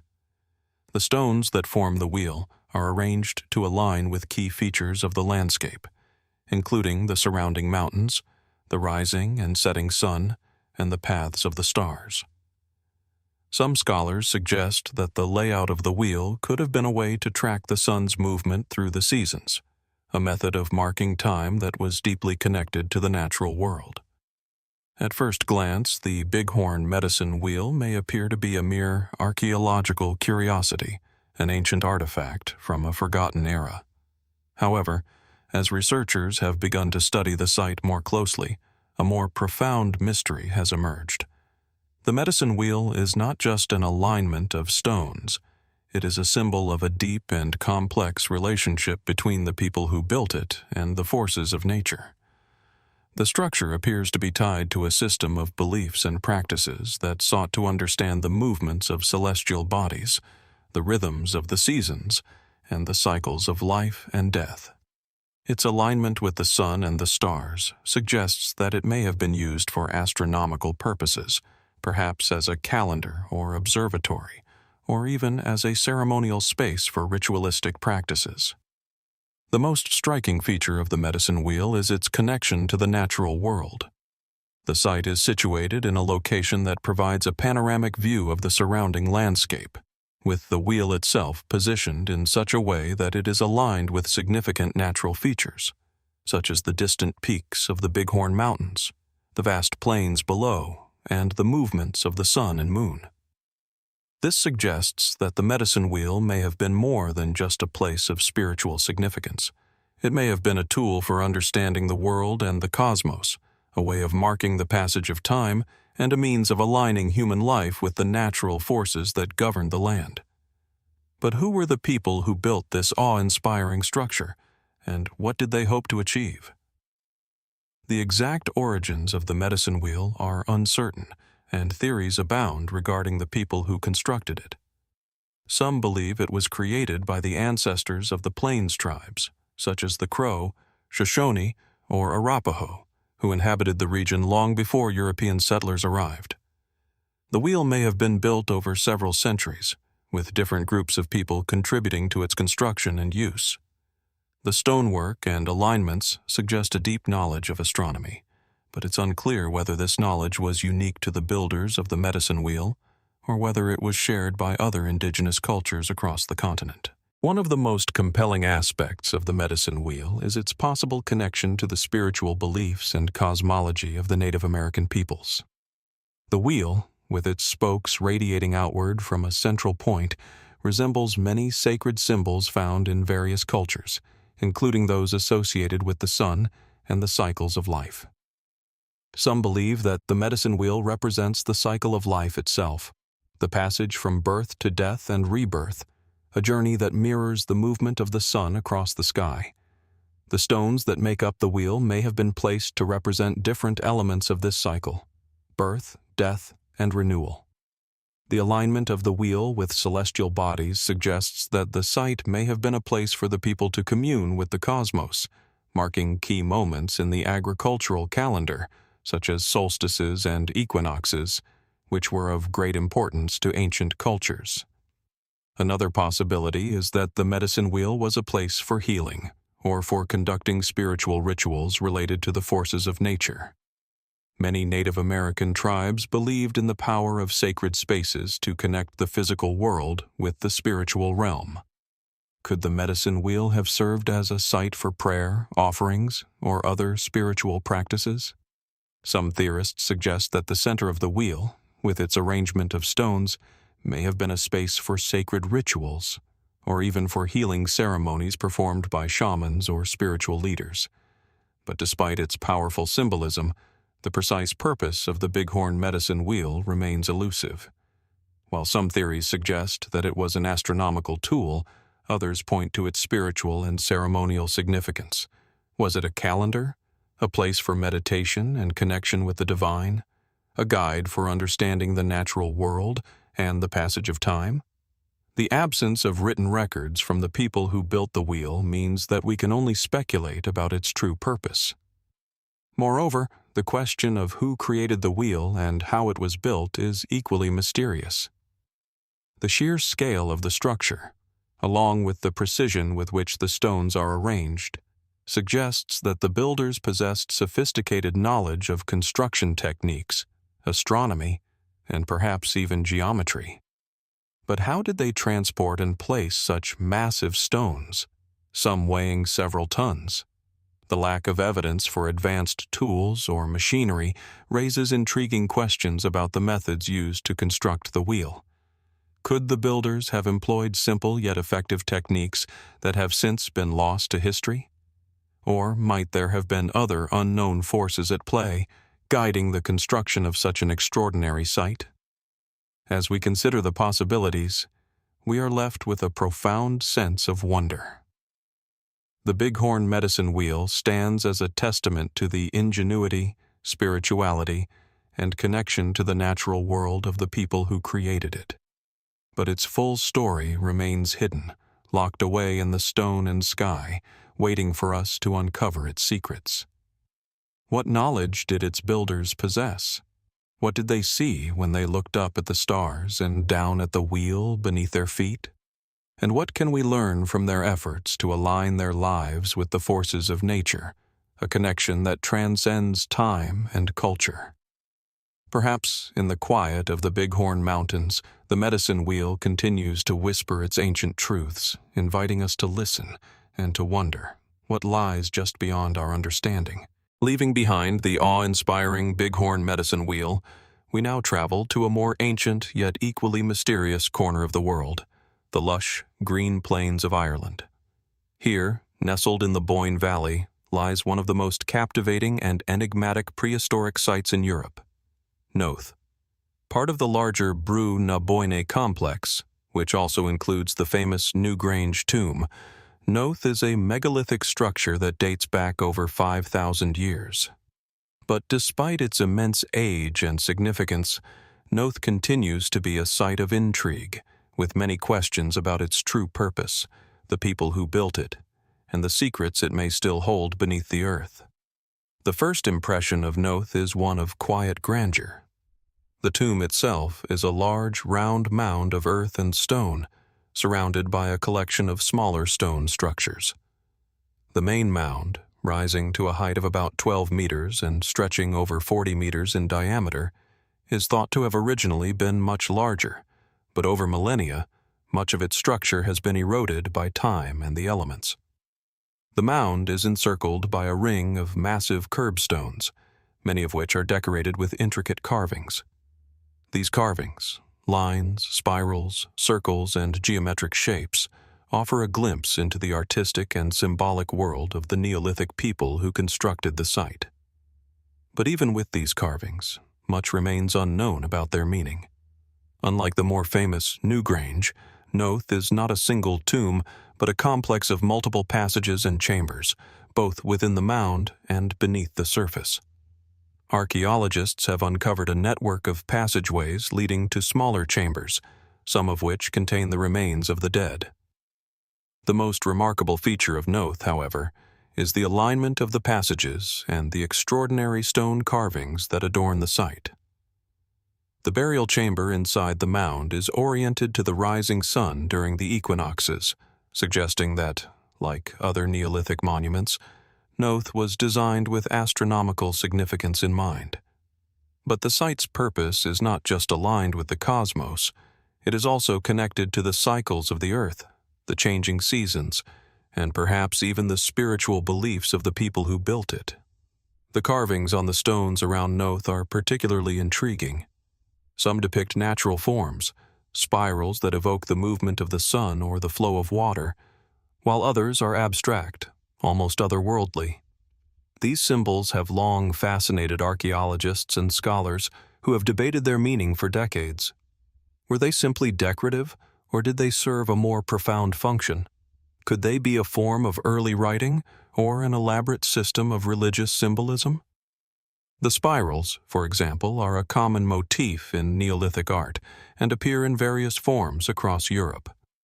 Some researchers speculate that they represent the passage of time, the cyclical nature of life, or the eternal movement of the sun. Others suggest that they may be linked to ancient religious rituals or even represent the concept of a journey, both physical and spiritual. One of the most compelling aspects of Knowth, however, is the alignment of the monument with celestial bodies. The burial chamber inside the mound is aligned with the sunrise at the equinoxes, a clear indication that the builders of Knowth had a sophisticated understanding of the sun's movements. This alignment is not just a coincidence. It suggests that the people who constructed Knowth were deeply aware of the cycles of the sun, the seasons, and the changing of the year. The equinoxes, when day and night are of equal length, may have held special significance for the people of Knowth, perhaps as a time of balance, renewal, or reflection. But the question remains, why did they choose to align their tombs with these celestial events? Was it simply a method of tracking time, or did they see the equinoxes as a time of spiritual importance, a moment when the boundary between the physical world and the divine was at its thinnest? While Knowth shares many similarities with other Neolithic monuments, its unique features suggest that it may have had a special role in the cultural and religious landscape of prehistoric Ireland. Unlike the more solitary Newgrange, Knowth appears to have been a center of activity, a place where multiple generations of people gathered to perform rituals, celebrate seasonal changes, and perhaps even bury their dead. The large number of stone carvings suggests that the site was a place of communication, a way of conveying ideas and beliefs through symbolic language. But what those symbols mean, and how they were understood by the people who created them, remains a mystery. Did they tell stories? Did they mark important events or celestial occurrences? Or were they something more? Perhaps the keys to understanding the spiritual life of a long-lost people. The people who built Knowth, like those who constructed other megalithic sites in the Boyne Valley, had a deep understanding of the natural world. They knew how to harness the power of the sun, the stars, and the earth to create a monument that would stand the test of time. But what else did they know? What hidden knowledge did they possess about the universe, the cycles of nature, and the relationship between the living and the dead? And why did they choose to build such monumental structures in the first place? Were these tombs meant solely to honor the dead, or were they intended to connect the living to something greater, to the gods, to the earth, or to the cosmos itself? Perhaps one of the most perplexing questions surrounding Knowth is why it was abandoned. The monument, like many other Neolithic sites, fell out of use long before the advent of recorded history. By the time the Celts arrived in Ireland, Knowth had been largely forgotten, its original purpose obscured by time and changing cultural practices. The carvings, once rich with meaning, were worn down by the passage of centuries, and the spiritual significance of the site was lost. Yet the monument remained, its stones enduring, even as the people who built it disappeared into the mists of history. Could the abandonment of Knowth have been the result of shifting religious or cultural practices? Perhaps the people who built it began to see the site as less important, or perhaps the rituals that once took place there were no longer relevant to the changing society. Alternatively, could it be that Knowth was abandoned due to environmental changes, perhaps a shift in the climate or the depletion of resources that forced the people to leave? The exact reason for the site's abandonment is unknown, but the very fact that Knowth was abandoned rather than destroyed or repurposed adds an air of mystery to the site. As we stand at the edge of the Knowth Mound, looking over the rolling hills of the Boyne Valley, we are left with more questions than answers. The stone carvings, the celestial alignments, the burial chambers, all of these elements suggest that Knowth was a place of profound spiritual and cultural significance. But its true purpose, the meaning behind its symbols, and the identity of the people who built it remain shrouded in mystery. The knowledge they left behind is like a puzzle, with pieces scattered across the landscape, waiting to be assembled into a larger understanding. What did the builders of Knowth know about the universe, about the sun and the stars, and about life and death? What stories did the carvings tell, and what truths did they convey? And perhaps most importantly, what is it that we have yet to uncover from this ancient site? The mystery of Knowth remains unsolved, but it continues to invite exploration, and the answers may yet lie hidden beneath the stones, waiting for those willing to seek them out. From the ancient hills of Ireland, where the stones of Knowth still whisper their secrets, we now travel to the arid landscape of the Jordan Valley in Palestine, home to one of the oldest inhabited cities in the world, Jericho. Here, at Tel es-Sultan, lies a mystery that stretches back over 10,000 years. In the shadow of the ancient city walls, this archaeological site holds one of the most extraordinary enigmas of early human civilization, the earliest known stone fortifications ever discovered. As you approach Tel es-Sultan, the remnants of ancient Jericho seem to rise from the earth like a shadow of an ancient past, marking one of the most significant human settlements of the Neolithic period. The site itself, nestled just north of the Dead Sea, is a patchwork of collapsed walls and broken structures, the bones of a long-forgotten city. The wind stirs the dry earth, carrying the scent of dust and the faintest echo of a time long past. It's easy to imagine the hustle and bustle of life here, the rise of a civilization that would leave its mark on the course of history. The walls of Tel es-Sultan are some of the most remarkable and enigmatic elements of this ancient city. These stone walls, constructed around 8000 BC, represent a sophisticated and unprecedented leap in human ingenuity. They stretch around the perimeter of the settlement, enclosing an area that was once home to thousands of people. The walls themselves were massive, about 4.5 meters high and up to 2 meters thick, and were made of large, well-fitted stones. Some sections were even reinforced with a layer of mud brick, a material that was more easily sourced but equally durable.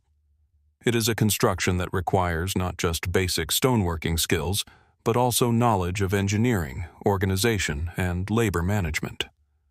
But what is truly remarkable is the question of why these walls were built in the first place. During the time when the walls were constructed, Jericho was not the bustling, fortified city that one might imagine. Instead, it was a relatively small and modest settlement, its inhabitants still deeply tied to the rhythms of early agricultural life. So why, at this early stage in human development, would they need walls of such grand scale? The answer is not as simple as one might think. The mainstream explanation for these walls is that they were built for protection. In a world where communities were often in conflict with one another over land, resources, and water, it's easy to see why such an early city might have needed defensive fortifications. Jericho was located near the Jordan River, a vital resource in the otherwise arid region, making it a highly strategic location. It's plausible that the walls were built to defend against other groups vying for control of this precious resource. But even this practical explanation raises more questions than it answers. Why go to such an extraordinary length to build such massive walls when the city itself was relatively small by modern standards? Was the threat really that severe? And how could such an early society, still in the process of transitioning from nomadic life to settled existence, have mustered the resources and organization to undertake such a monumental task? Another intriguing feature of the site is the presence of a massive circular tower found within the walls, standing at around 8.5 meters tall. This tower, made from large stone blocks, is thought to have been used for a variety of purposes, possibly including surveillance or as a defensive structure. It stands as a testament to the architectural ambition of Jericho's early inhabitants. But why a tower? Why such a large and imposing structure built at the very heart of the settlement? Could it have been purely functional, or might it have had a symbolic or ceremonial role as well? Some researchers have speculated that it could have been a watchtower to observe enemy movements, while others have suggested that it may have had a more ritualistic function, serving as a center for communal activities or religious practices. There is also the question of what kind of society could have orchestrated such a massive project. Jericho's early inhabitants were likely among the first to practice agriculture on a large scale, cultivating crops such as wheat and barley. But despite their growing agricultural prowess, they had not yet developed the complex political or military structures associated with later civilizations. So what drove them to invest such considerable effort in constructing these fortifications? Was it merely a reaction to the pressures of living in a world where resources were scarce? Or was there a deeper motivation at play? Could the walls have served as a means of controlling access to the fertile land around Jericho, asserting power over others in the region? Or was it something more? Perhaps a symbolic attempt to define the boundaries of a new way of life, a physical manifestation of a community's desire to distinguish itself from the outside world? One of the most compelling and less conventional theories is that the walls of Tel es-Sultan were not solely for protection, but also served as a means of connecting the people of Jericho to something greater, perhaps the gods or the natural world. Given the prominence of religious symbolism in early Neolithic cultures, it's possible that the walls had a ceremonial or ritualistic purpose. Some scholars have speculated that the walls were designed to reflect a cosmological order, a representation of the world and the forces of nature, as understood by the people of Jericho. This theory is supported by the fact that many early civilizations, including those in the ancient Near East, saw walls and fortifications as powerful symbols of protection, not just from physical threats, but from spiritual or supernatural forces as well. The walls of Jericho, then, could have been as much about defining the boundaries of the known world as about keeping out invaders. Another fascinating aspect of the Tel es-Sultan walls is the construction of a large circular ditch that surrounds the site, further suggesting the possibility of a well-organized, highly planned settlement. This ditch, which was dug into the earth at great depth, adds another layer of complexity to the mystery. Was it another defense feature, a way to create a physical barrier between Jericho and the outside world? Or was it, as some have speculated, a symbolic marker, demarcating the boundaries of the sacred space within the walls? A ritualistic feature designed to separate the spiritual world from the mundane?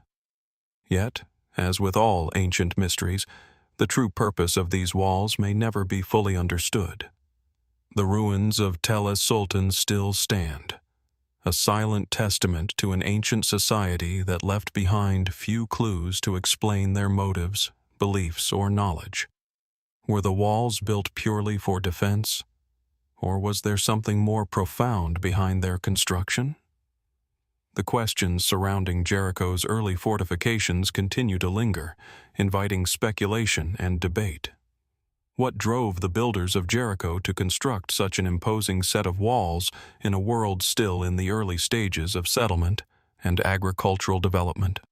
Was it simply a matter of survival, or did these walls represent something greater, a desire to define the boundaries between the known and the unknown, to protect not just against physical threats, but against the mysteries of the universe itself?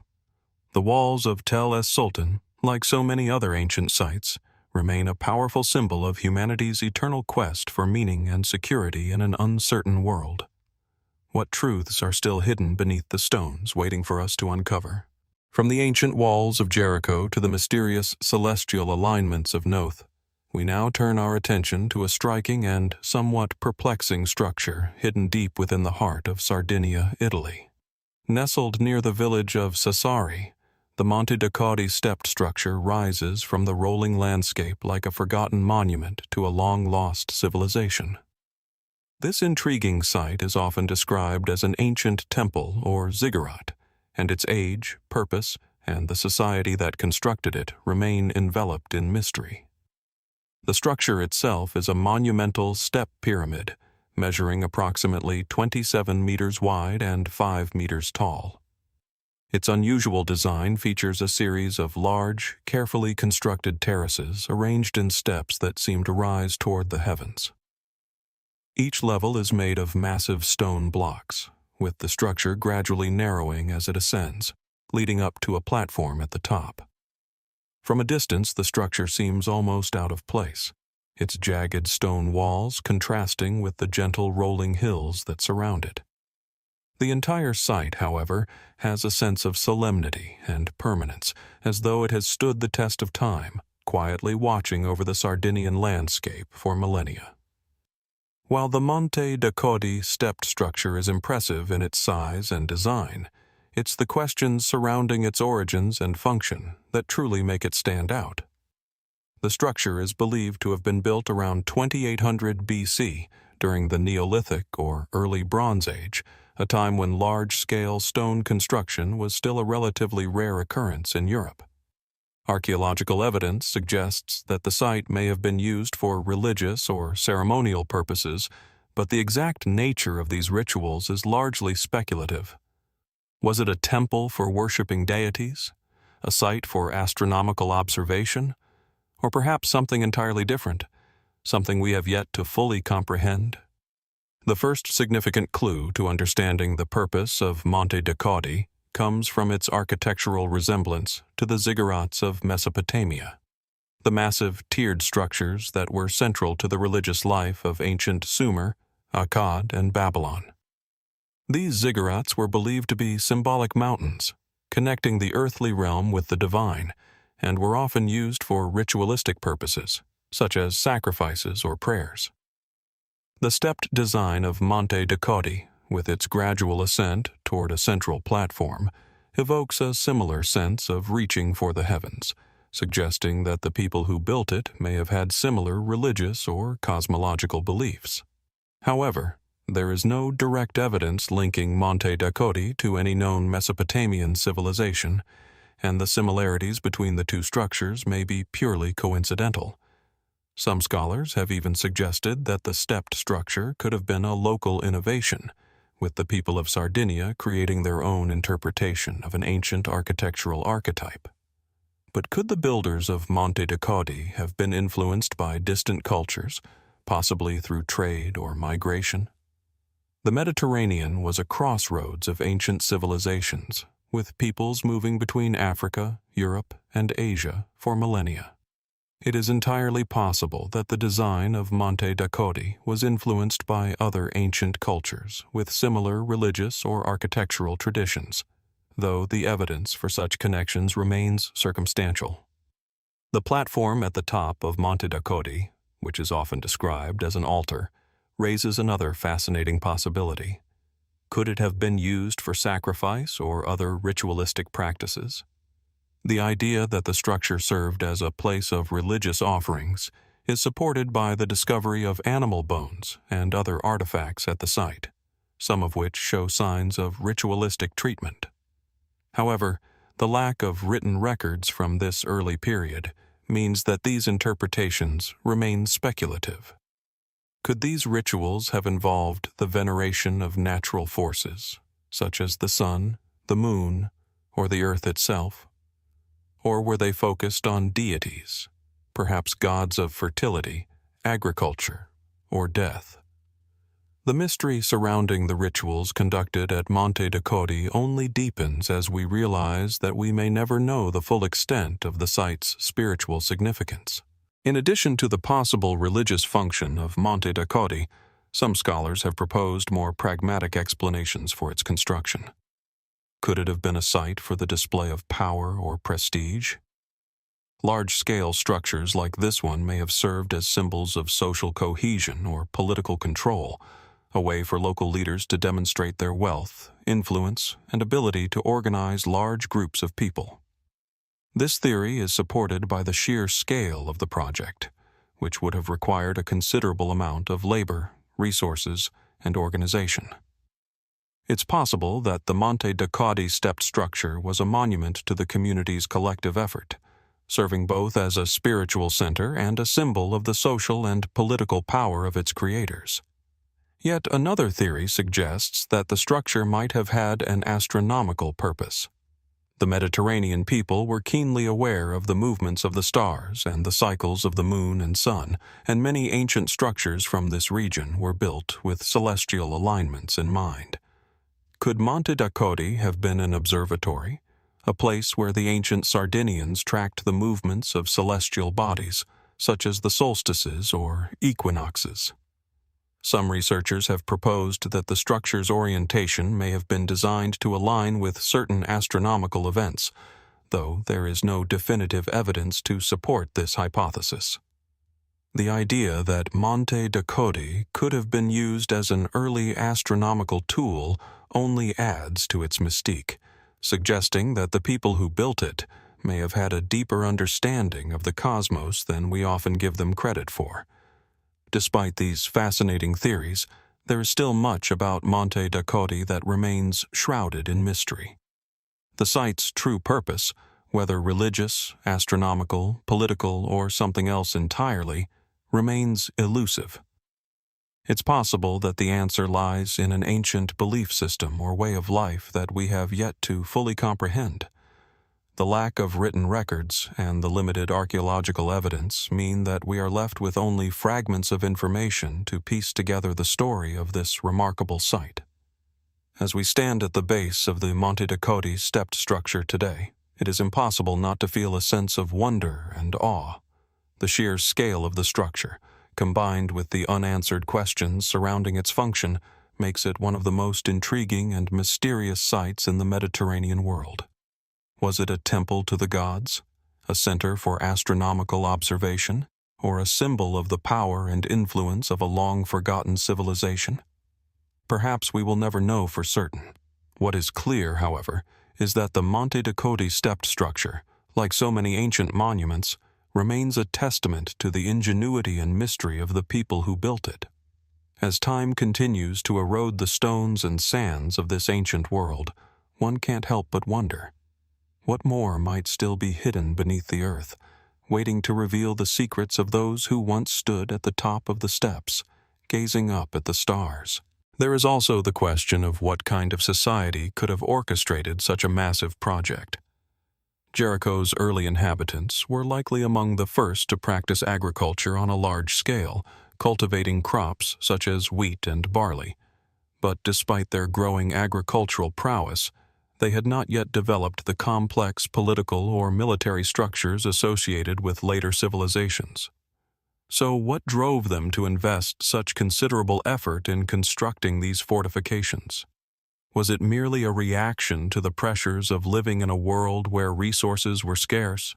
Or was there a deeper motivation at play?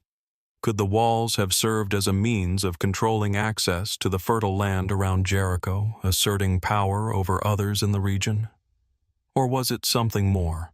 Perhaps a symbolic attempt to define the boundaries of a new way of life, a physical manifestation of a community's desire to distinguish itself from the outside world?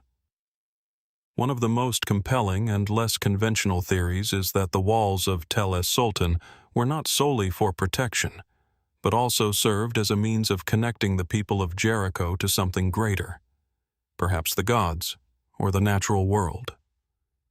Given the prominence of religious symbolism in early Neolithic cultures, it's possible that the walls had a ceremonial or ritualistic purpose.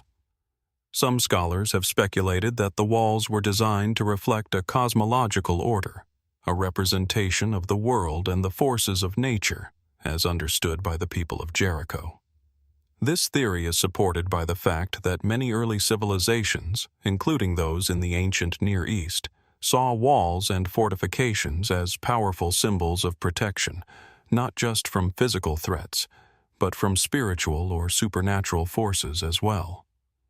The walls of Jericho, then, could have been as much about defining the boundaries of the known world as about keeping out invaders. Another fascinating aspect of the Tel es-Sultan walls is the construction of a large circular ditch that surrounds the site, further suggesting the possibility of a well-organized, highly planned settlement. This ditch, which was dug into the earth at great depth, adds another layer of complexity to the mystery.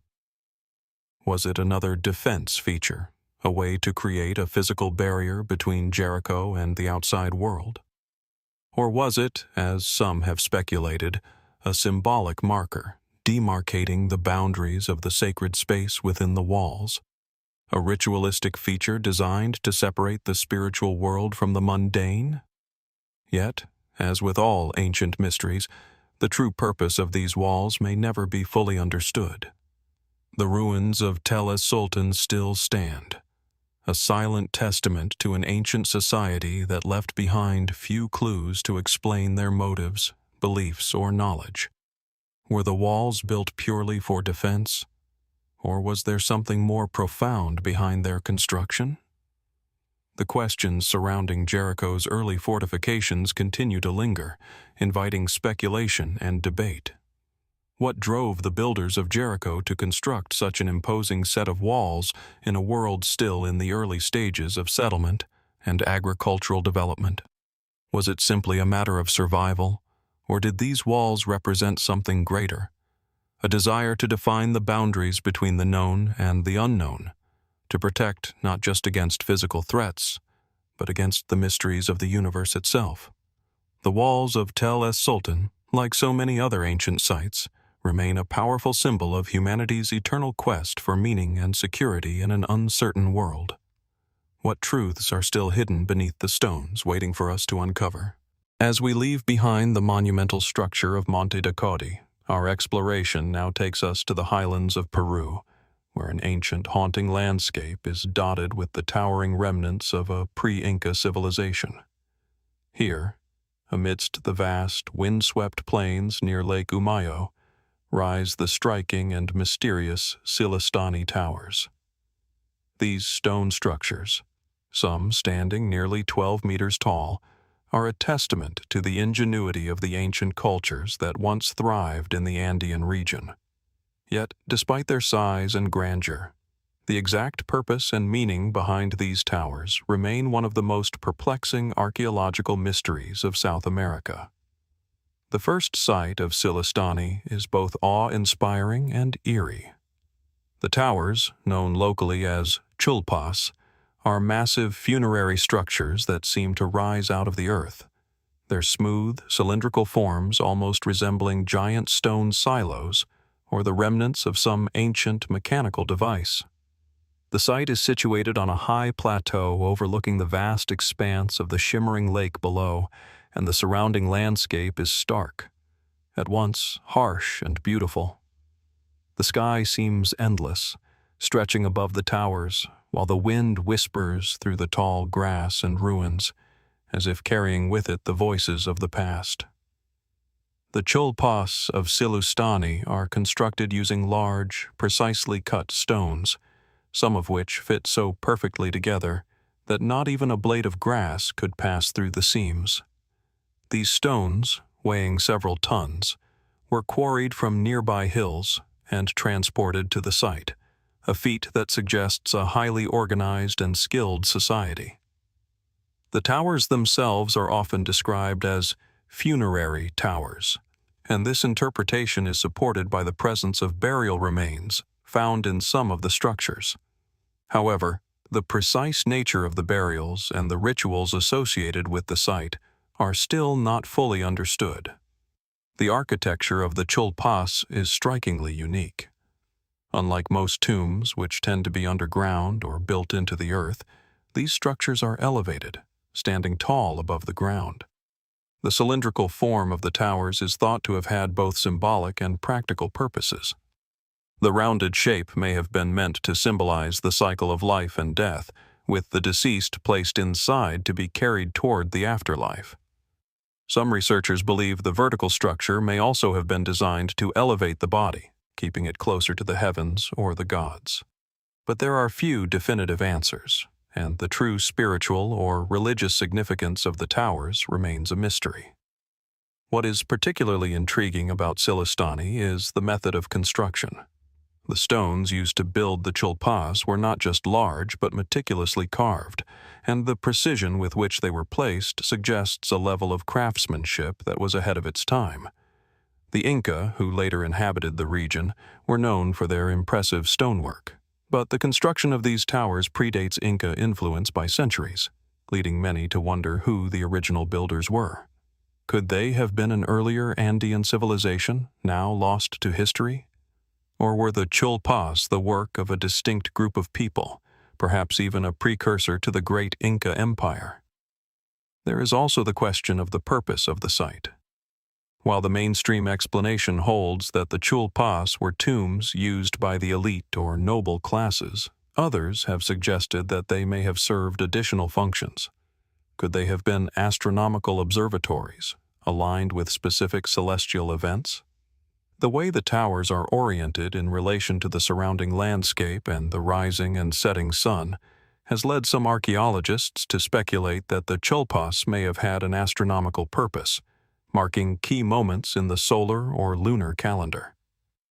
The Andean peoples had a deep understanding of the heavens, and the positioning of these towering structures might have been a way to connect the living with the cosmos, further strengthening the bond between earth and sky.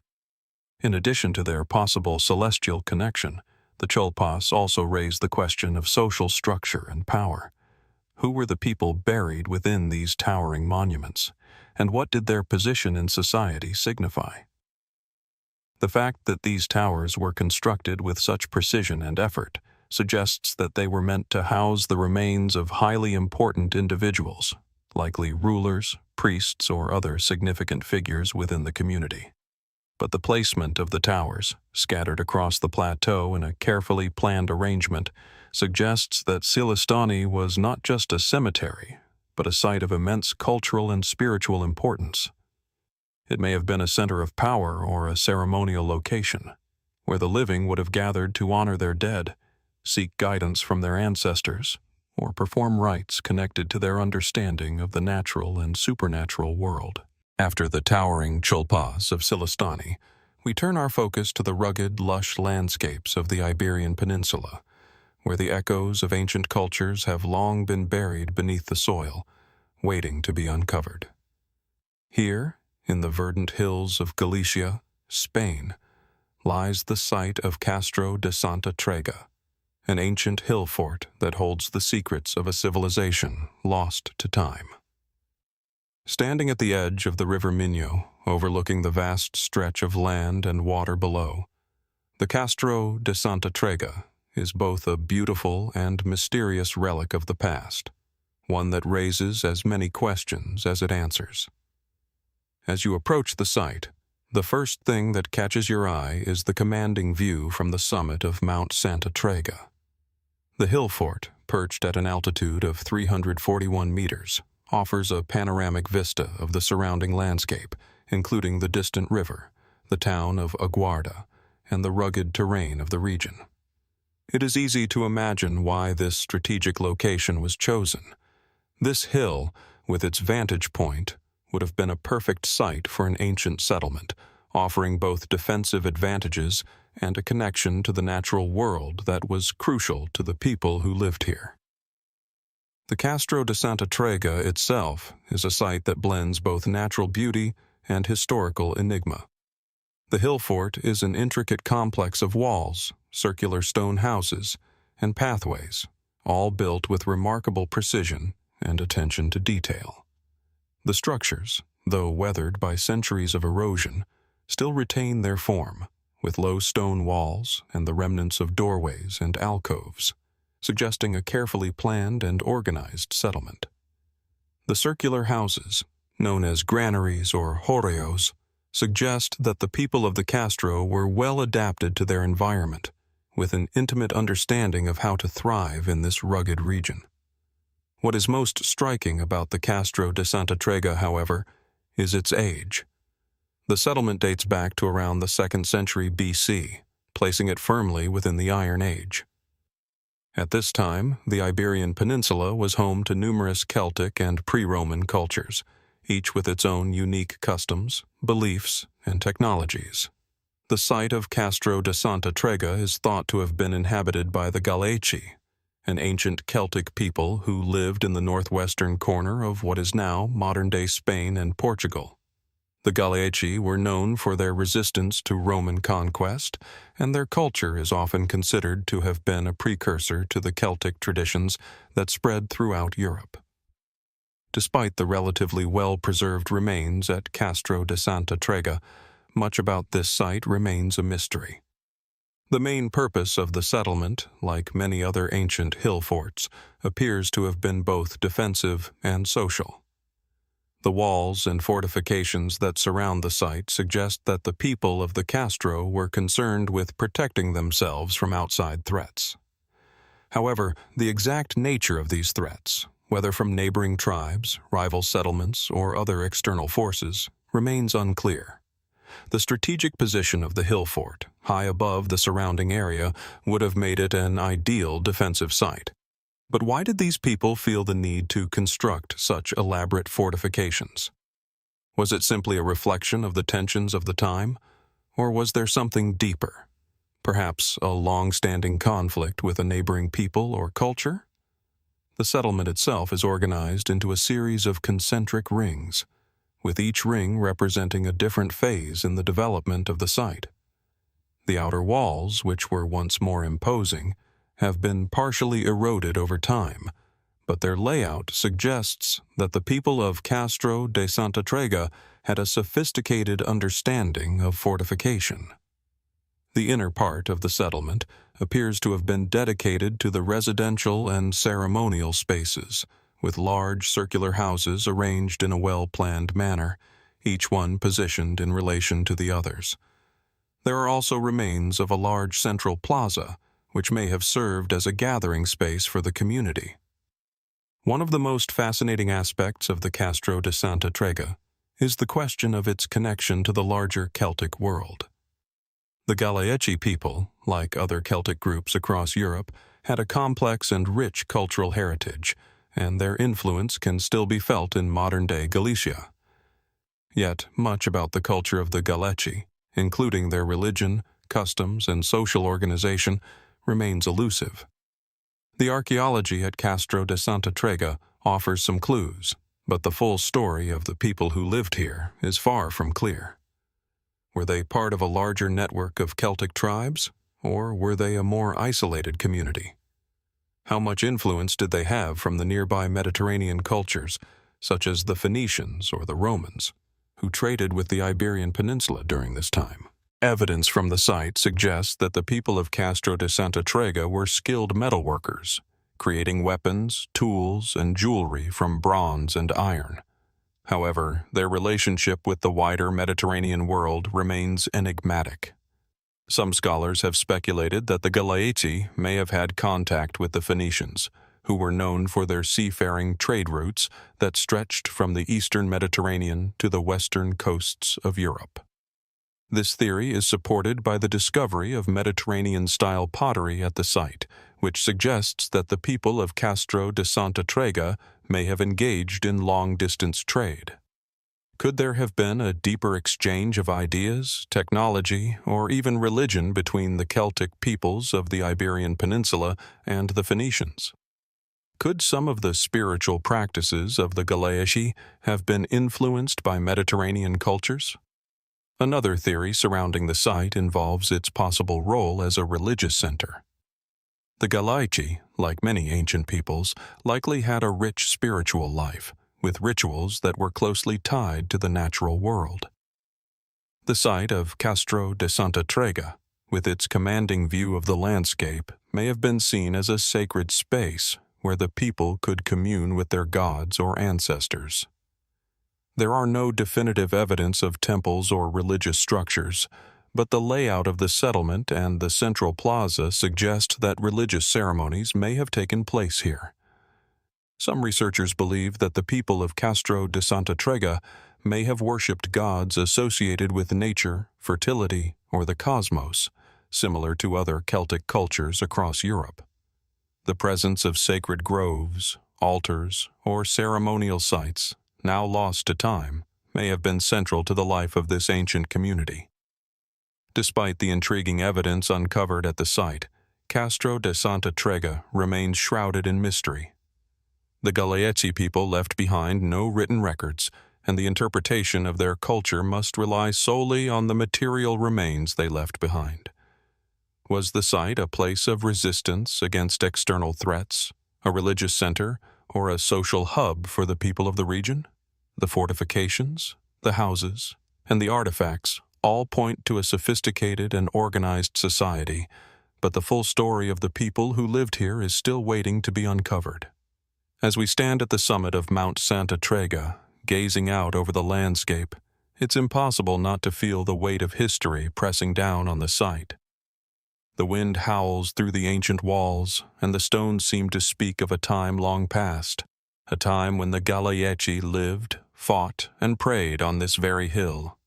What secrets still lie buried beneath the earth, waiting to be uncovered? What else might the stones and soil of Castro de Santa Trega reveal about a people whose story has been lost to time? The mystery of this ancient hill fort remains unsolved, and the questions continue to echo across the landscape. Having journeyed across the rugged landscapes of Europe and the highlands of the Andes, we now turn our attention to the dense jungles of South America, where the mysteries of the ancient world are hidden beneath thick canopies of green. In the heart of Brazil, far from the bustling cities and modern civilization, lies an extraordinary archaeological site that holds secrets dating back thousands of years: the Monte Alegre rock shelters. This ancient location, nestled within the Amazon rainforest, offers a glimpse into a world that is at once both familiar and unknowable.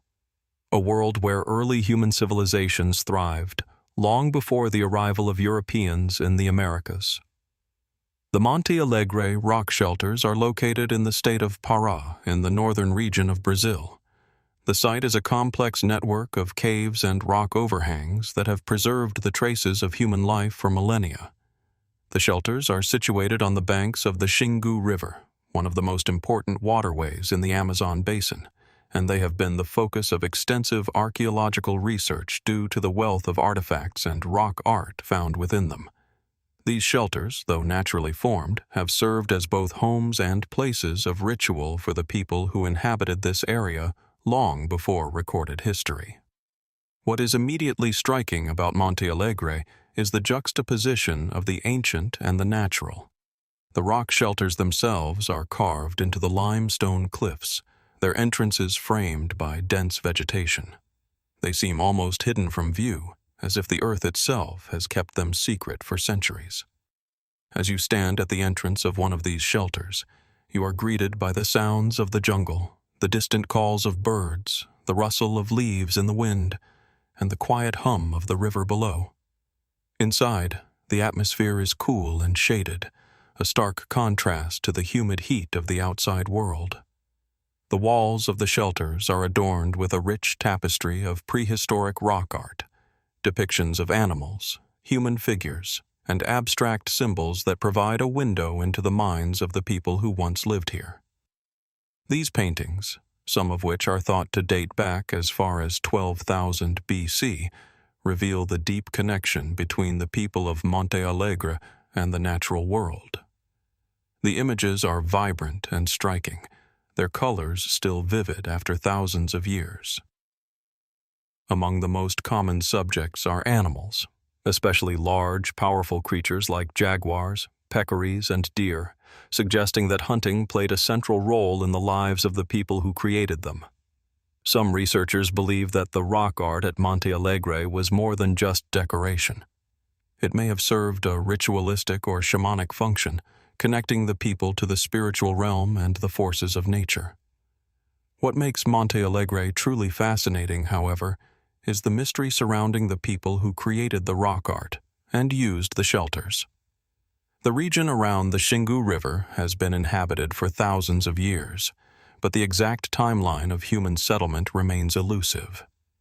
Some studies suggest that humans have lived in the Amazon for as long as 11,000 to 12,000 years, making them one of the earliest known inhabitants of the Americas. Yet, unlike other early human cultures whose development can be traced through stone tools or pottery, the people of Monte Alegre left behind few physical traces. The rock shelters themselves, along with the art on the walls, are among the most significant evidence of their existence. One of the most enduring questions about the Monte Alegre rock shelters is the identity of the people who lived there. While it is generally accepted that the inhabitants of the region were part of the larger group of ancient peoples known as the Paleo-Indians, little is known about their cultural practices, social organization, or language. What did these people believe? What were their social structures like? Did they have a form of government? Or were they organized into smaller, more fluid communities? And perhaps, most intriguingly, what drove them to create such intricate and detailed art? Mainstream archaeological explanations often suggest that the rock art at Monte Alegre was the product of a hunter-gatherer society, with the images serving as a way to communicate knowledge of the world around them, whether for hunting, tracking, or spiritual purposes. Yet the sheer complexity and variety of the art raise more questions. The human figures depicted in the paintings are often shown in dynamic poses, as if engaged in rituals or ceremonies. Some images seem to depict deities or supernatural beings, their forms both human and animal, hinting at a belief system that transcends the mundane and reaches into the realm of the divine. There is also the question of the artistic techniques used by the people of Monte Alegre. How did they create such vivid colors? Some researchers believe the pigments were derived from minerals found in the surrounding environment, while others suggest that the use of plant-based dyes may have been common. The precise methods employed remain unknown, and it's possible that the people of Monte Alegre possessed knowledge of materials and techniques that has been lost to time. As with many ancient sites, there are fringe theories that suggest a more mysterious origin for the Monte Alegre rock shelters and the people who inhabited them. Some have speculated that the inhabitants of the site could have had contact with other ancient cultures, either through trade or migration. Could there have been an exchange of ideas, art, or technology between the people of the Amazon and distant civilizations, perhaps even those in Mesoamerica or beyond? This theory remains highly speculative, as there is no definitive evidence to support such claims, but it raises an intriguing possibility. Was the art at Monte Alegre influenced by other ancient traditions, or did it emerge entirely in isolation? Another theory that has gained some attention is the idea that the rock shelters were not just places of residence or ritual, but also served as centers for astronomical observation. The Amazon rainforest, though often thought of as a dense, impenetrable wilderness, has long been known to have a sophisticated network of waterways and landforms that could have been used for navigation and tracking celestial movements. The positioning of the shelters and their alignment with certain natural features has led some researchers to speculate that the people of Monte Alegre may have used the site to mark important astronomical events, such as solstices or eclipses. While this remains unproven, the possibility that the site held a dual purpose, both as a home and as a place of cosmic significance, adds another layer of mystery to the site. But perhaps the most profound question surrounding Monte Alegre is what we still don't know about the people who lived there. The rock shelters offer only fragments of their lives, a collection of images, symbols, and structures that hint at a rich and complex culture, yet leave much to the imagination. What else might be hidden beneath the surface of the earth? Could there be undiscovered burial sites, deeper layers of rock art, or artifacts that have yet to be uncovered? The jungle, with its dense canopy and ever-changing climate, holds many secrets. As we look at the rock paintings on the walls of the Monte Alegre shelters, we are reminded of the gap between the world of the past and the world we know today. The people who lived here, who painted these images and made their homes in the rock shelters, are long gone. Yet, through their art, they have left us a legacy, a silent message from a time when the jungle was a sacred place, when the river was both life and death, and when the boundary between the human and the divine was thin. What stories are still hidden in these ancient walls? What mysteries remain locked away in the depths of the Amazon, waiting for the right moment to be revealed? Leaving the deep jungles of Brazil behind, we now find ourselves at the edges of the arid hills of the Golan Heights, a region where ancient stones rise from the ground, forming mysterious structures that have endured for millennia.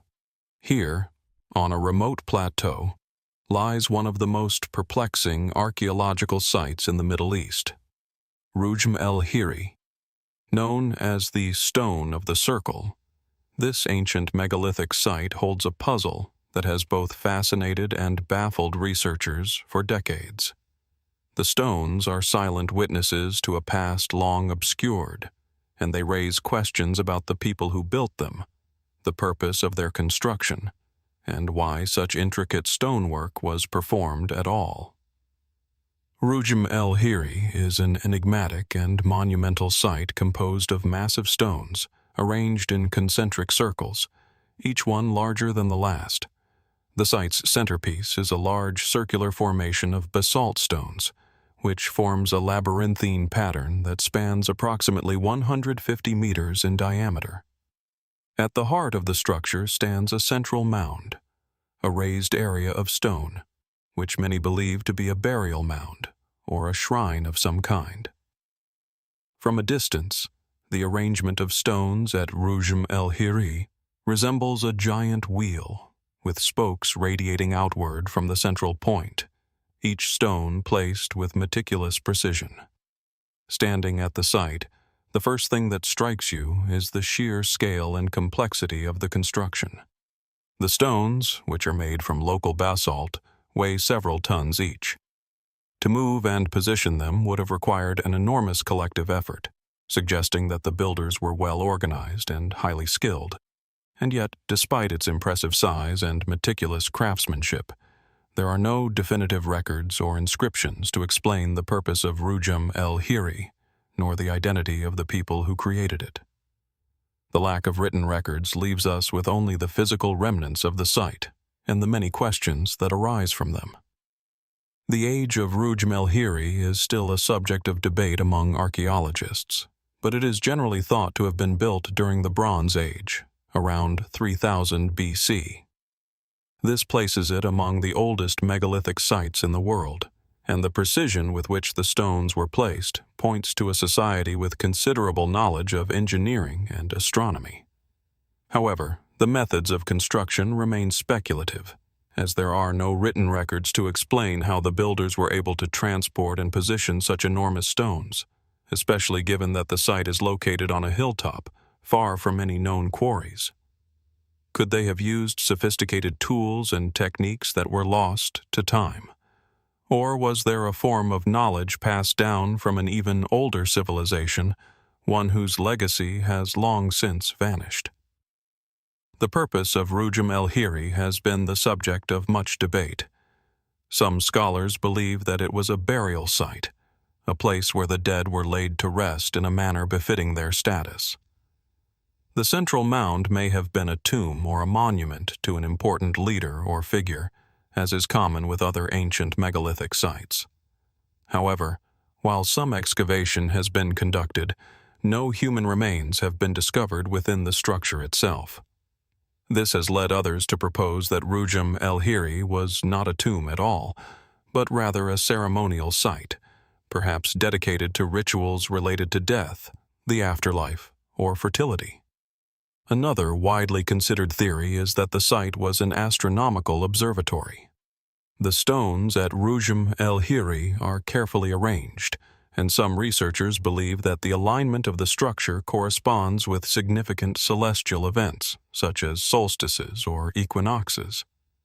This would suggest that the site was used as a way to track the movement of the stars and planets, a practice that was common among ancient cultures.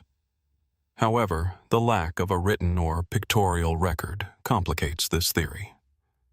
How could a group of people, thousands of years ago, have designed such a precise and complex structure without leaving any trace of their intentions? What knowledge did they possess, and how did they come to understand the stars with such accuracy? Adding to the intrigue is the question of the people who built Rujm el-Hiri. It is clear that the site was constructed by a highly organized society, but who were they, and where did they come from? The Golan Heights has long been a crossroads of civilizations, and the site's proximity to ancient trade routes suggests that the builders may have had contact with neighboring cultures. Some have suggested that Rujm el-Hiri was built by a Semitic-speaking people, possibly a pre-Israelite tribe from Palestine, while others believe it could have been the work of a more ancient civilization that has since disappeared. One of the most fascinating aspects of the site is its isolation. Unlike many other ancient structures, Rujm el-Hiri does not seem to have been part of a larger urban center. Instead, it stands alone, an imposing structure in a remote part of the Golan Heights. Why would the builders of such a monumental site choose to construct it in such a desolate, hard-to-reach location? Was it a place of refuge or pilgrimage, perhaps hidden away from the world for reasons we may never fully understand? Or could it have been deliberately placed in a location that allowed it to function as a beacon, a structure visible from miles around, guiding travelers or marking a significant territorial boundary? Despite the ongoing excavations and research, much about Rujm el-Hiri remains shrouded in mystery. Even the name itself, Rujm el-Hiri, meaning stone heap of the field in Arabic, offers little insight into its true purpose or origins. The lack of definitive evidence means that researchers must rely on a combination of speculation, comparison with other ancient sites, and a handful of clues left behind by the builders themselves. The mysteries of Rujm el-Hiri are deepened by the fact that similar megalithic structures have been discovered in other parts of the world, from Europe to Asia, suggesting that this kind of monumental architecture was not unique to the Golan Heights. What common thread connects these distant cultures, and why did they all build such structures? Was it a shared spiritual belief, a common understanding of the cosmos, or something even more profound? The lack of answers only deepens the allure of Rujm el-Hiri. Each stone, placed with such precision, seems to tell a story that remains untold. Were the builders trying to communicate something to future generations, or were they seeking to reach beyond the earthly realm to something greater? What was the significance of the structure's alignment with the stars, and what knowledge did these ancient people possess to accomplish such feats? As we stand before the stone circles of Rujm el-Hiri, the silence of the Golan Heights wraps around us, and it becomes impossible not to wonder what secrets lie buried beneath the earth, waiting to be discovered. Could there be more beneath the surface of this ancient site, hidden away for centuries? What else might Rujm el-Hiri reveal about the people who built it and the mysteries they left behind? And as we gaze at the towering stones, we are left to ask, will we ever truly understand the purpose of this grand, enigmatic site? Or are we destined to forever stand at the edge of an ancient riddle that refuses to be solved? As we leave behind the enigmatic Rujm el-Hiri in the Golan Heights, we now shift our gaze to the remote deserts of Peru, where an even older, equally mysterious structure lies waiting to be uncovered. In the rugged, arid landscape of the northern Peruvian coast, in the foothills of the Andean Mountains, stands the Chankillo Solar Towers, an ancient site that has perplexed archaeologists and historians for years. At first glance, the site appears to be nothing more than a series of stone markers scattered across the barren hillsides, but upon closer inspection, it reveals a sophisticated, ancient design, an alignment that hints at the advanced astronomical knowledge of its builders. The Chankillo site consists of 13 towering stone structures, arranged in a precise linear formation stretching over 200 meters.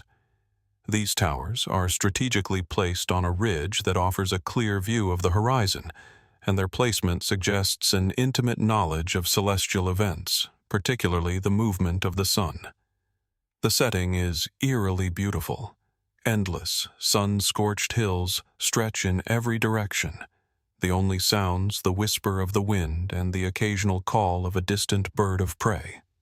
The 13 towers, some rising to a height of nearly 2 meters, are positioned so that their alignment corresponds to key solar events in the year. The most striking feature of the site is how these towers align with the movement of the sun across the sky, and their placement appears to mark the passing of time with a precision that would not be out of place in more advanced astronomical observatories built millennia later.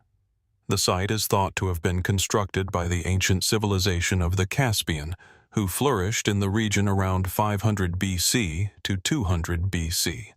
But while the archaeological evidence is clear, the exact function of these towers remains the subject of intense debate.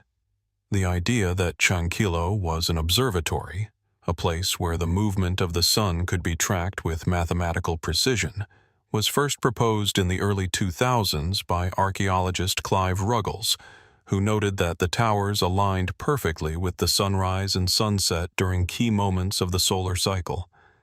The most obvious alignment occurs during the solstices, the shortest day of the year, winter solstice, and the longest day, summer solstice.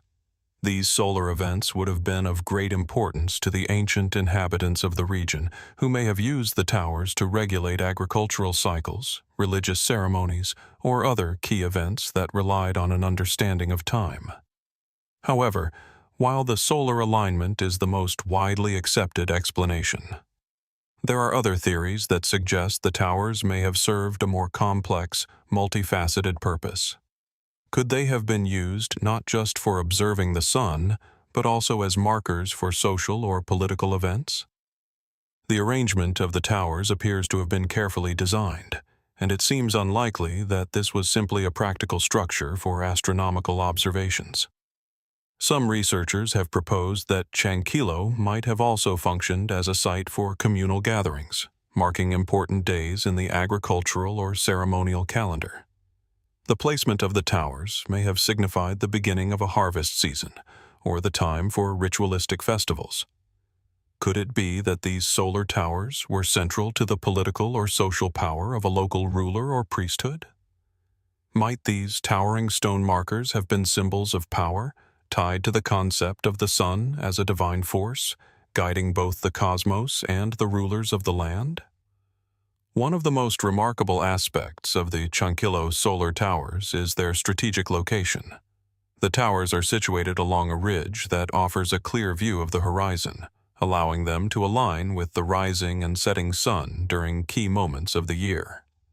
Yet, the ridge is not simply a convenient vantage point. It appears to have been chosen for its symbolic importance as well.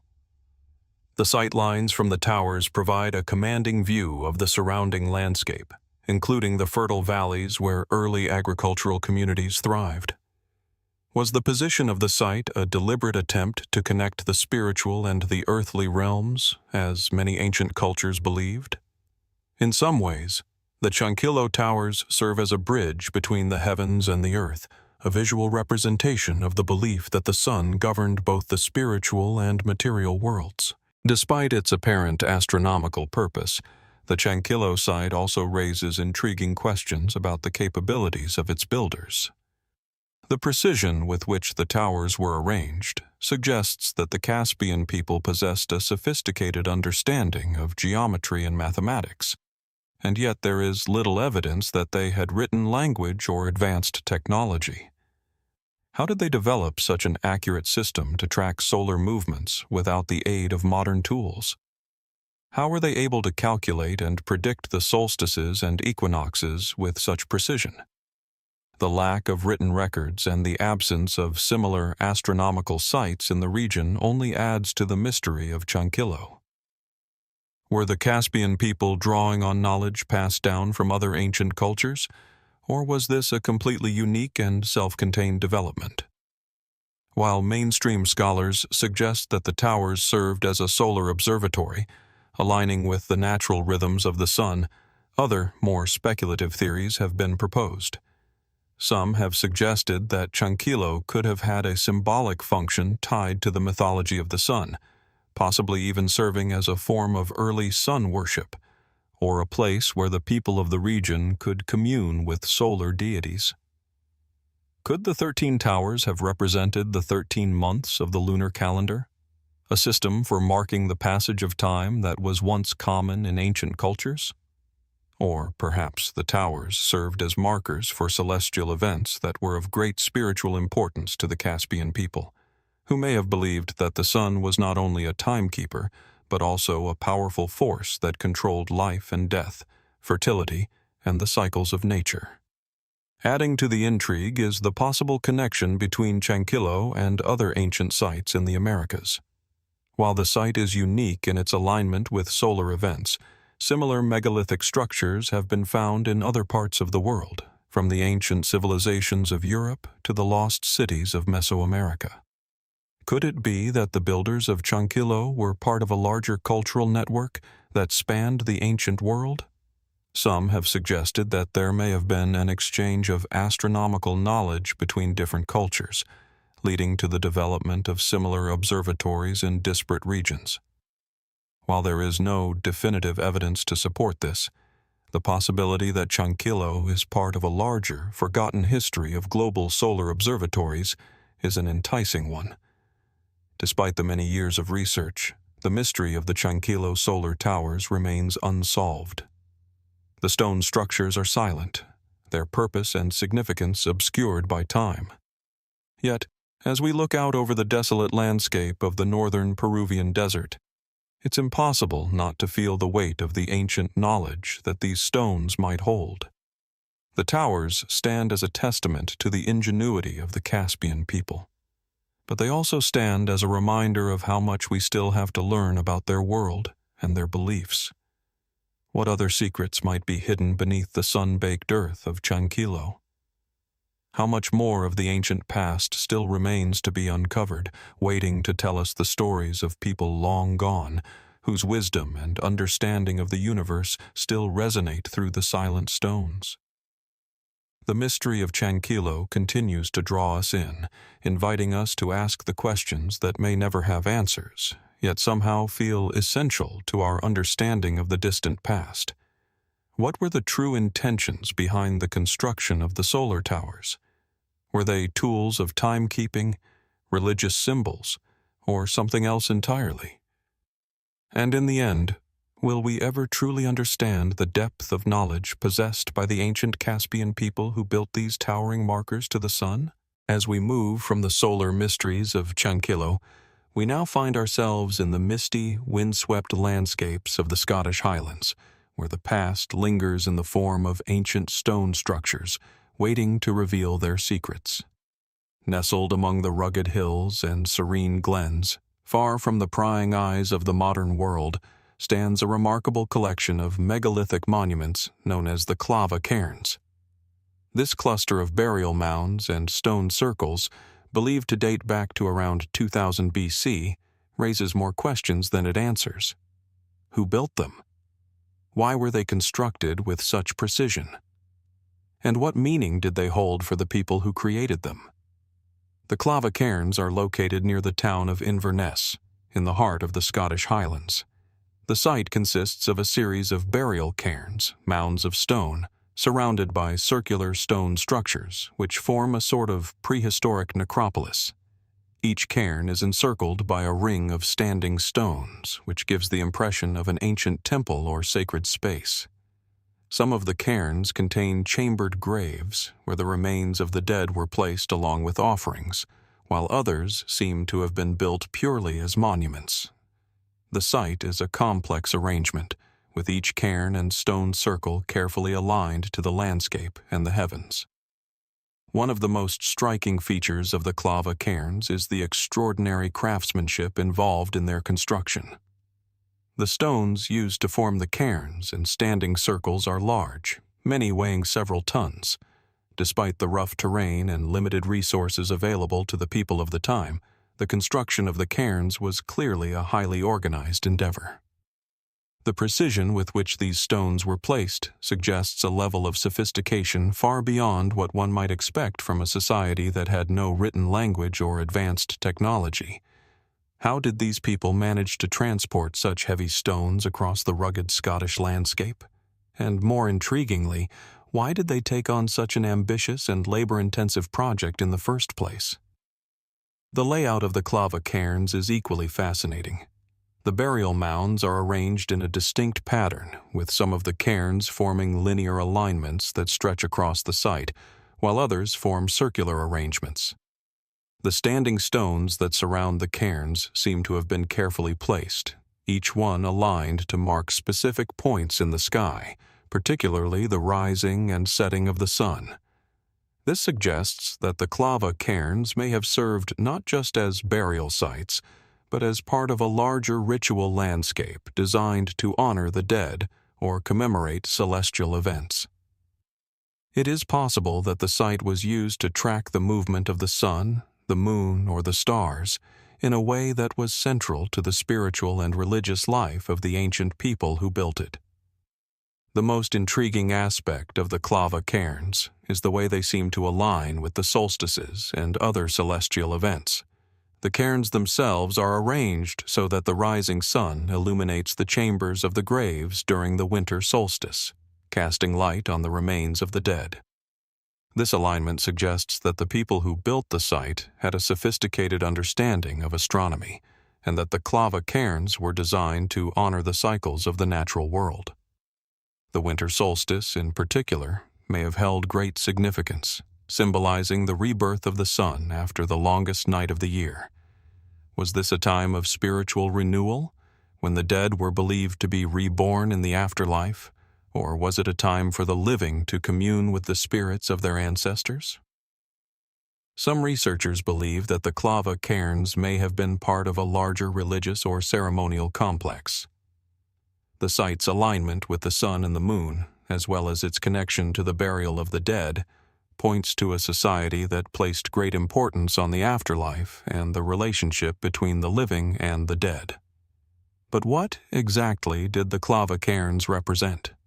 Were they simply burial sites for local leaders, or did they serve a wider community, acting as a place of pilgrimage or a spiritual center? The size and scale of the monuments suggest that they had a significance far beyond the personal, and it is likely that the people who built them were deeply invested in their spiritual and religious practices. There is another layer to the mystery of the Clava Cairns: their relationship to other megalithic sites in the British Isles, including the famous Stonehenge. The Clava Cairns share several similarities with other ancient stone structures, such as the way the stones are arranged to align with celestial events. Some researchers believe that the people who constructed the Clava Cairns were part of a larger cultural tradition that spanned much of prehistoric Britain, and that they were influenced by the same astronomical and religious ideas that drove the construction of other megalithic sites. Could there have been a widespread belief system that connected these distant cultures, one that centered on the cycles of the sun, the moon, and the stars? Some even speculate that the Clava Cairns were not simply burial sites, but places where powerful rituals took place. Rituals that may have involved not only the dead, but also the living. Perhaps the cairns were used for ceremonies that marked important life events, such as births, marriages, or the passage of time. Could the site have been a kind of portal between the physical world and the spiritual realm? The alignment of the cairns with celestial events certainly suggests that the people who built them were attempting to communicate with forces beyond the earth, and it is possible that these rituals were intended to ensure fertility, prosperity, or protection from the elements. Adding to the intrigue is the question of the builders themselves. Who were the people who created the Clava Cairns? The site dates back to the Bronze Age, and it is thought to have been constructed by the Beaker culture, a group of people known for their distinctive pottery and burial practices.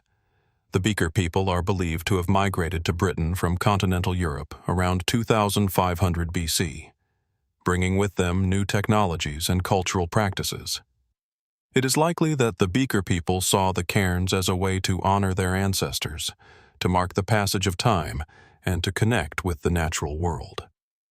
But what was it about the landscape of the Scottish Highlands that made this place so special? Why choose this particular location for such an important spiritual site? The mystery deepens when we consider the possible connections between the Clava Cairns and other, less well-understood ancient sites. Some researchers have proposed that the cairns are part of a much older tradition of megalithic architecture, one that predates even the Beaker culture. There are echoes of this tradition in sites across Europe, from the stone circles of Brittany to the megalithic tombs of Ireland. Could it be that the Clava Cairns are the remnants of an even older civilization, one whose knowledge of astronomy and the sacred had been passed down through generations? If so, what happened to that civilization? Why did the knowledge of the Clava Cairns and the people who built them seem to vanish? As we stand before the towering stones of the Clava Cairns, surrounded by the mists of the highlands, the questions linger in the air. What did these people believe? What rituals took place within these cairns? And what knowledge was buried with the dead? Were these structures designed simply to honor the dead, or did they serve a deeper, more mystical purpose? And perhaps most intriguingly, what secrets still lie hidden in the ground beneath the cairns? Are there more chambers, more relics, waiting to be uncovered? The Clava Cairns remain a testament to the ingenuity and spirituality of a people long gone, and their mysteries continue to echo through the centuries, inviting us to ponder what we may still have to learn. As we leave behind the haunting, celestial alignment of the Clava Cairns, our journey now brings us to an island bathed in the soft Mediterranean sun, where the mysteries of the past are hidden within the walls of ancient dwellings. In the heart of Cyprus, one of the most fascinating and enigmatic archaeological sites waits to be explored. Khirokitia. This ancient settlement, nestled in a valley between steep hills, offers an extraordinary glimpse into a long-lost world, a world that existed well before the rise of ancient Greece, before written history, and before the cities of the Mediterranean began to take shape. It is a place where stone dwellings have stood for over 6,000 years, enduring the ravages of time, yet still holding on to their secrets. Khirokitia is an ancient Neolithic settlement that flourished between 7000 BC and 4000 BC. What sets it apart from many other prehistoric sites is its remarkable preservation and the unique design of its houses. The settlement sits on the southwestern slopes of the Troodos Mountains, near the coast, its location offering a strategic vantage point over the surrounding fertile valley. From a distance, Khirokitia looks almost like a scene from a forgotten time, a landscape dotted with low, round stone structures, their walls weathered but still standing proudly against the forces of nature. The settlement was discovered in the early 20th century, and since then it has been extensively excavated, revealing a complex and sophisticated community that lived in a time long before the advent of writing or advanced metalworking. The most striking feature of Khirokitia is its architecture. Unlike the rectangular, box-like structures common to many ancient settlements, the houses here are round, made of stone and mud brick. Each structure is built around a central courtyard, with walls that curve outward in a circular shape. The roofs of these houses, though long gone, would have been conical, likely constructed from wood and thatch, adding a further layer of mystery to the settlement. The homes are arranged in clusters, creating a village-like atmosphere, with narrow streets winding between them.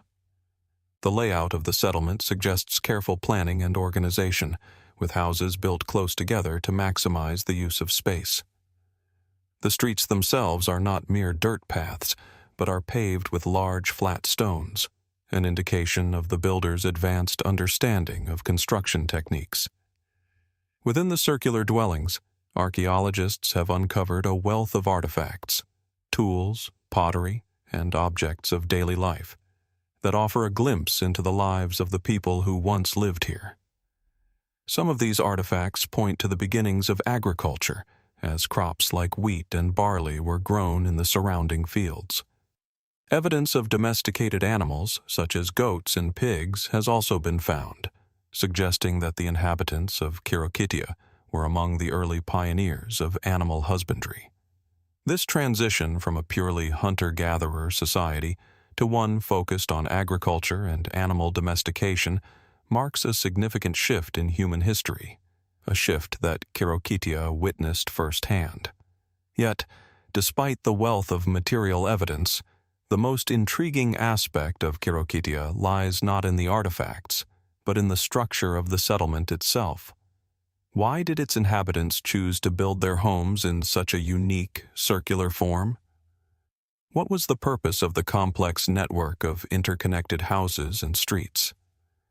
Was the design merely a practical solution to the needs of daily life, or did it hold a deeper, symbolic meaning? One of the more widely accepted theories suggests that the circular design of the houses at Khirokitia may have been influenced by the community's spiritual or religious beliefs. The circular form is often associated with unity, wholeness, and eternity, concepts that would have been deeply meaningful in a society that was in the process of transforming from a nomadic, hunter-gatherer existence to a more settled, agricultural way of life. Could the round houses symbolize the cyclical nature of life, death, and rebirth, or the interconnectedness of the community with the land and the natural world? The people of Khirokitia may have seen their circular dwellings as a reflection of the larger cycles of the universe, seasons, harvests, and the sun's daily journey across the sky. Some researchers have also proposed that the circular houses could have had a practical function related to the region's environmental conditions. The Troodos Mountains are known for their hot summers and cold winters, and the circular design of the houses may have been a way to create more stable interior temperatures, providing warmth in winter and coolness in summer. The walls, made of thick stone, would have insulated the interior, while the conical roofs may have helped to catch the breeze, providing natural ventilation. In this way, the houses of Khirokitia may have been both practical and symbolic, serving the needs of the people while also reflecting their understanding of the natural world. Yet, as with many ancient sites, there are unanswered questions that continue to puzzle archaeologists. The most compelling mystery surrounding Khirokitia is the question of the people who built it. Who were they, and where did they come from? The Neolithic period, when Khirokitia was inhabited, was a time of great cultural change, but little is known about the specific origins of the settlement's builders. Were they indigenous to Cyprus, or did they arrive from somewhere else, bringing new technologies and ideas with them? Some researchers have speculated that the builders of Khirokitia may have been part of a larger migration that spread across the Mediterranean, bringing the practice of agriculture and stone construction with them. Could there have been a connection between the people of Khirokitia and other ancient cultures in the Near East or North Africa? The lack of written records or direct evidence about the identity of the Khirokitia people leaves us with only circumstantial clues. Some scholars have pointed to similarities between Khirokitia and other ancient Mediterranean sites, such as the early settlements on the Greek islands or the stone structures of the Levant, as evidence of shared cultural practices. But without further evidence, it is impossible to say with certainty who the people of Khirokitia were or what their broader connections to the ancient world might have been. Another intriguing aspect of Khirokitia is the question of its eventual decline. The settlement was abandoned sometime around 4000 BC, and the reasons for its disappearance remain unclear. Some scholars suggest that changes in climate or environmental conditions may have contributed to the collapse of the settlement, while others propose that internal social or political factors may have been at play. Could it be that the agricultural practices that sustained Khirokitia became unsustainable, leading to the abandonment of the settlement? Or could there have been external pressures, such as invasions or migrations, that forced the inhabitants to leave? Whatever the cause, the sudden decline of Khirokitia raises further questions about the fragility of early human settlements and the factors that led to their rise and fall. In addition to these practical questions, there are also more speculative theories about the significance of Khirokitia. Some have suggested that the settlement may have had a role in ancient astronomical or calendrical systems, perhaps used to track the movements of the sun, the stars, or the seasons. The alignment of the houses and their circular form may have had symbolic or ritualistic meaning, tied to the people's beliefs about the cycles of life and the cosmos. Could Khirokitia have been a place of spiritual or religious significance? A center where people gathered not just to live, but to connect with the divine. As we explore the remnants of Khirokitia, the quiet hills of Cyprus hold their secrets close, offering only hints of the lives lived here thousands of years ago.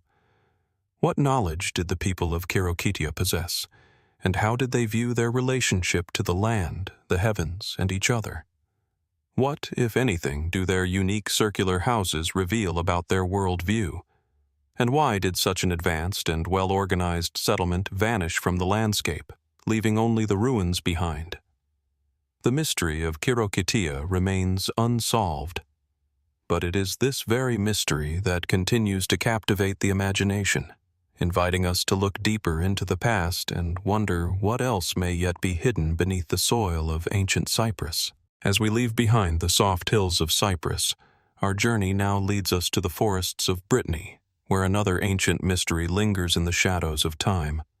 Here, tucked away in the dense greenery of the French countryside, stands a megalithic structure that has captivated archaeologists, historians, and even local folklore for centuries.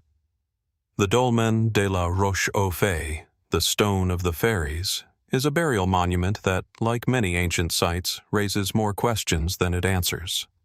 What prompted its builders to construct such a massive structure, and what purpose did it serve in a world long before the written word? The Dolmen de la Roche-aux-Fées is one of the most famous and well-preserved megalithic monuments in France, and it sits silently in a secluded valley near the village of Essay, not far from the town of Rennes. The dolmen is a large burial chamber made of massive stones, some weighing several tons, which form an imposing structure that seems to rise out of the earth itself. The chamber is surrounded by a series of smaller standing stones, creating a long passageway that leads into the heart of the structure. The dolmen is thought to have been constructed around 3000 BC during the Neolithic period, but its exact purpose remains shrouded in mystery. The name Roche-aux-Fées, which translates to Rock of the Fairies, is derived from local legends that tell of mystical, otherworldly beings who are said to have once inhabited the area. In Breton folklore, it is believed that the dolmen was built by fairies, and that the stones were placed by magical hands. These stories, passed down through generations, serve as a reminder of how ancient monuments like the Dolmen de la Roche-aux-Fées have always been imbued with mystery and wonder in the human imagination. Yet, the reality of the site is far more grounded, even if its true purpose remains an enigma. The dolmen itself is a stunning example of megalithic architecture. The burial chamber, which measures roughly 20 meters in length, is flanked by large upright stones, creating a passage that is aligned with the landscape. At the far end of the chamber, a massive capstone, estimated to weigh 50 tons, rests atop the stone structure, completing the enclosure. The entire monument was constructed from large granite slabs, with some stones arranged horizontally and others vertically, creating the effect of a long, narrow corridor. The precision of the construction is striking, especially considering the limited tools and technology available to the builders at the time. How did they manage to transport these massive stones across the landscape, and how did they position them with such remarkable accuracy?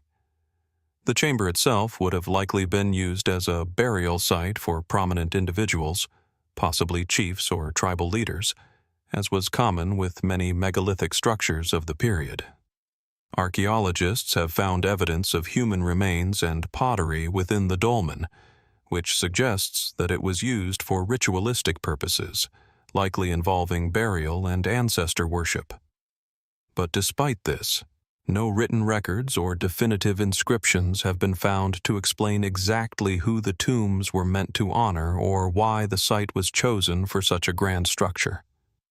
Was the dolmen simply a resting place for the dead, or was it a site for something more, perhaps a ritual center tied to celestial events or seasonal cycles? One of the most intriguing aspects of the Dolmen de la Roche-aux-Fées is its alignment with the surrounding landscape.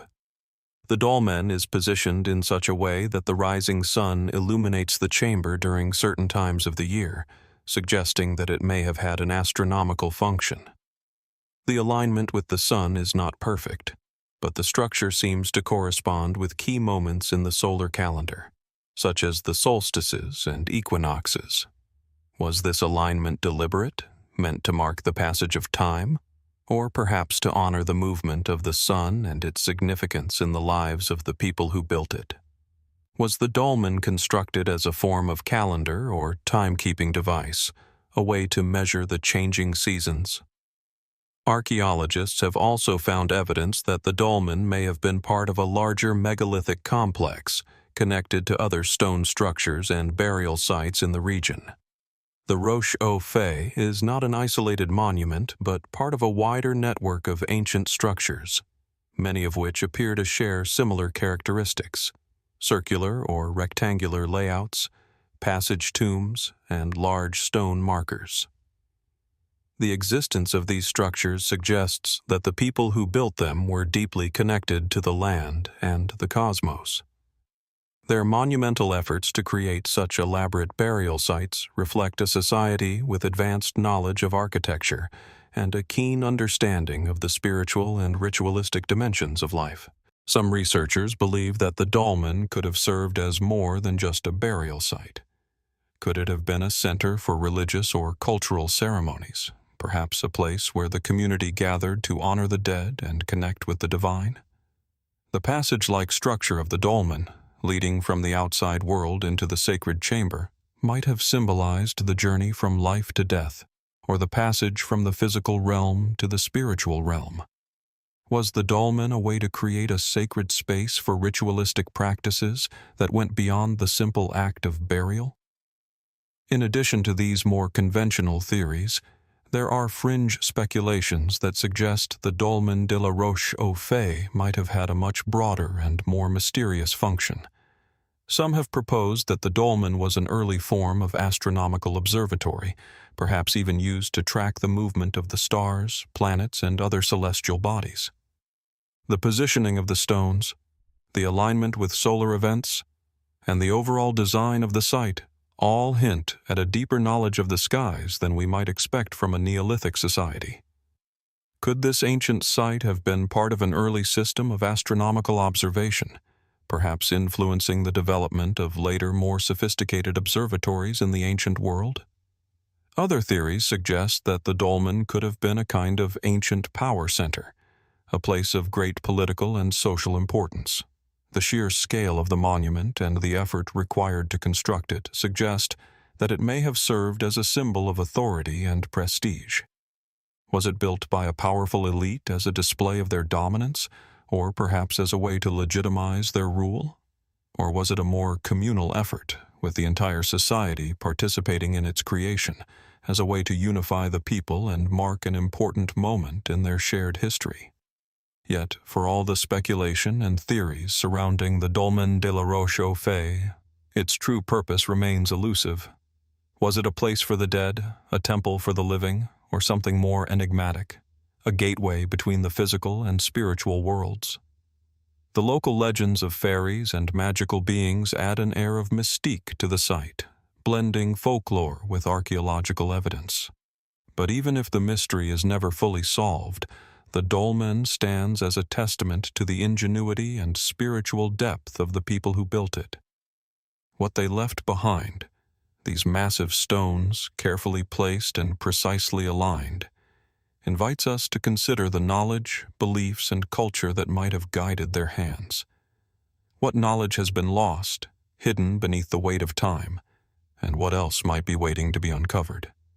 The Dolmen de la Roche-aux-Fées remains a monument to the ancient past, one that continues to spark curiosity and wonder. As we stand before it, we are reminded that history is not simply a collection of dates and events, but a living mystery, a mystery that perhaps will never fully be revealed. What is the true story behind this enigmatic structure? And what other secrets lie buried in the earth, waiting to be unearthed by future generations? The answers may never come, but the questions will continue to linger, drawing us ever deeper into the past.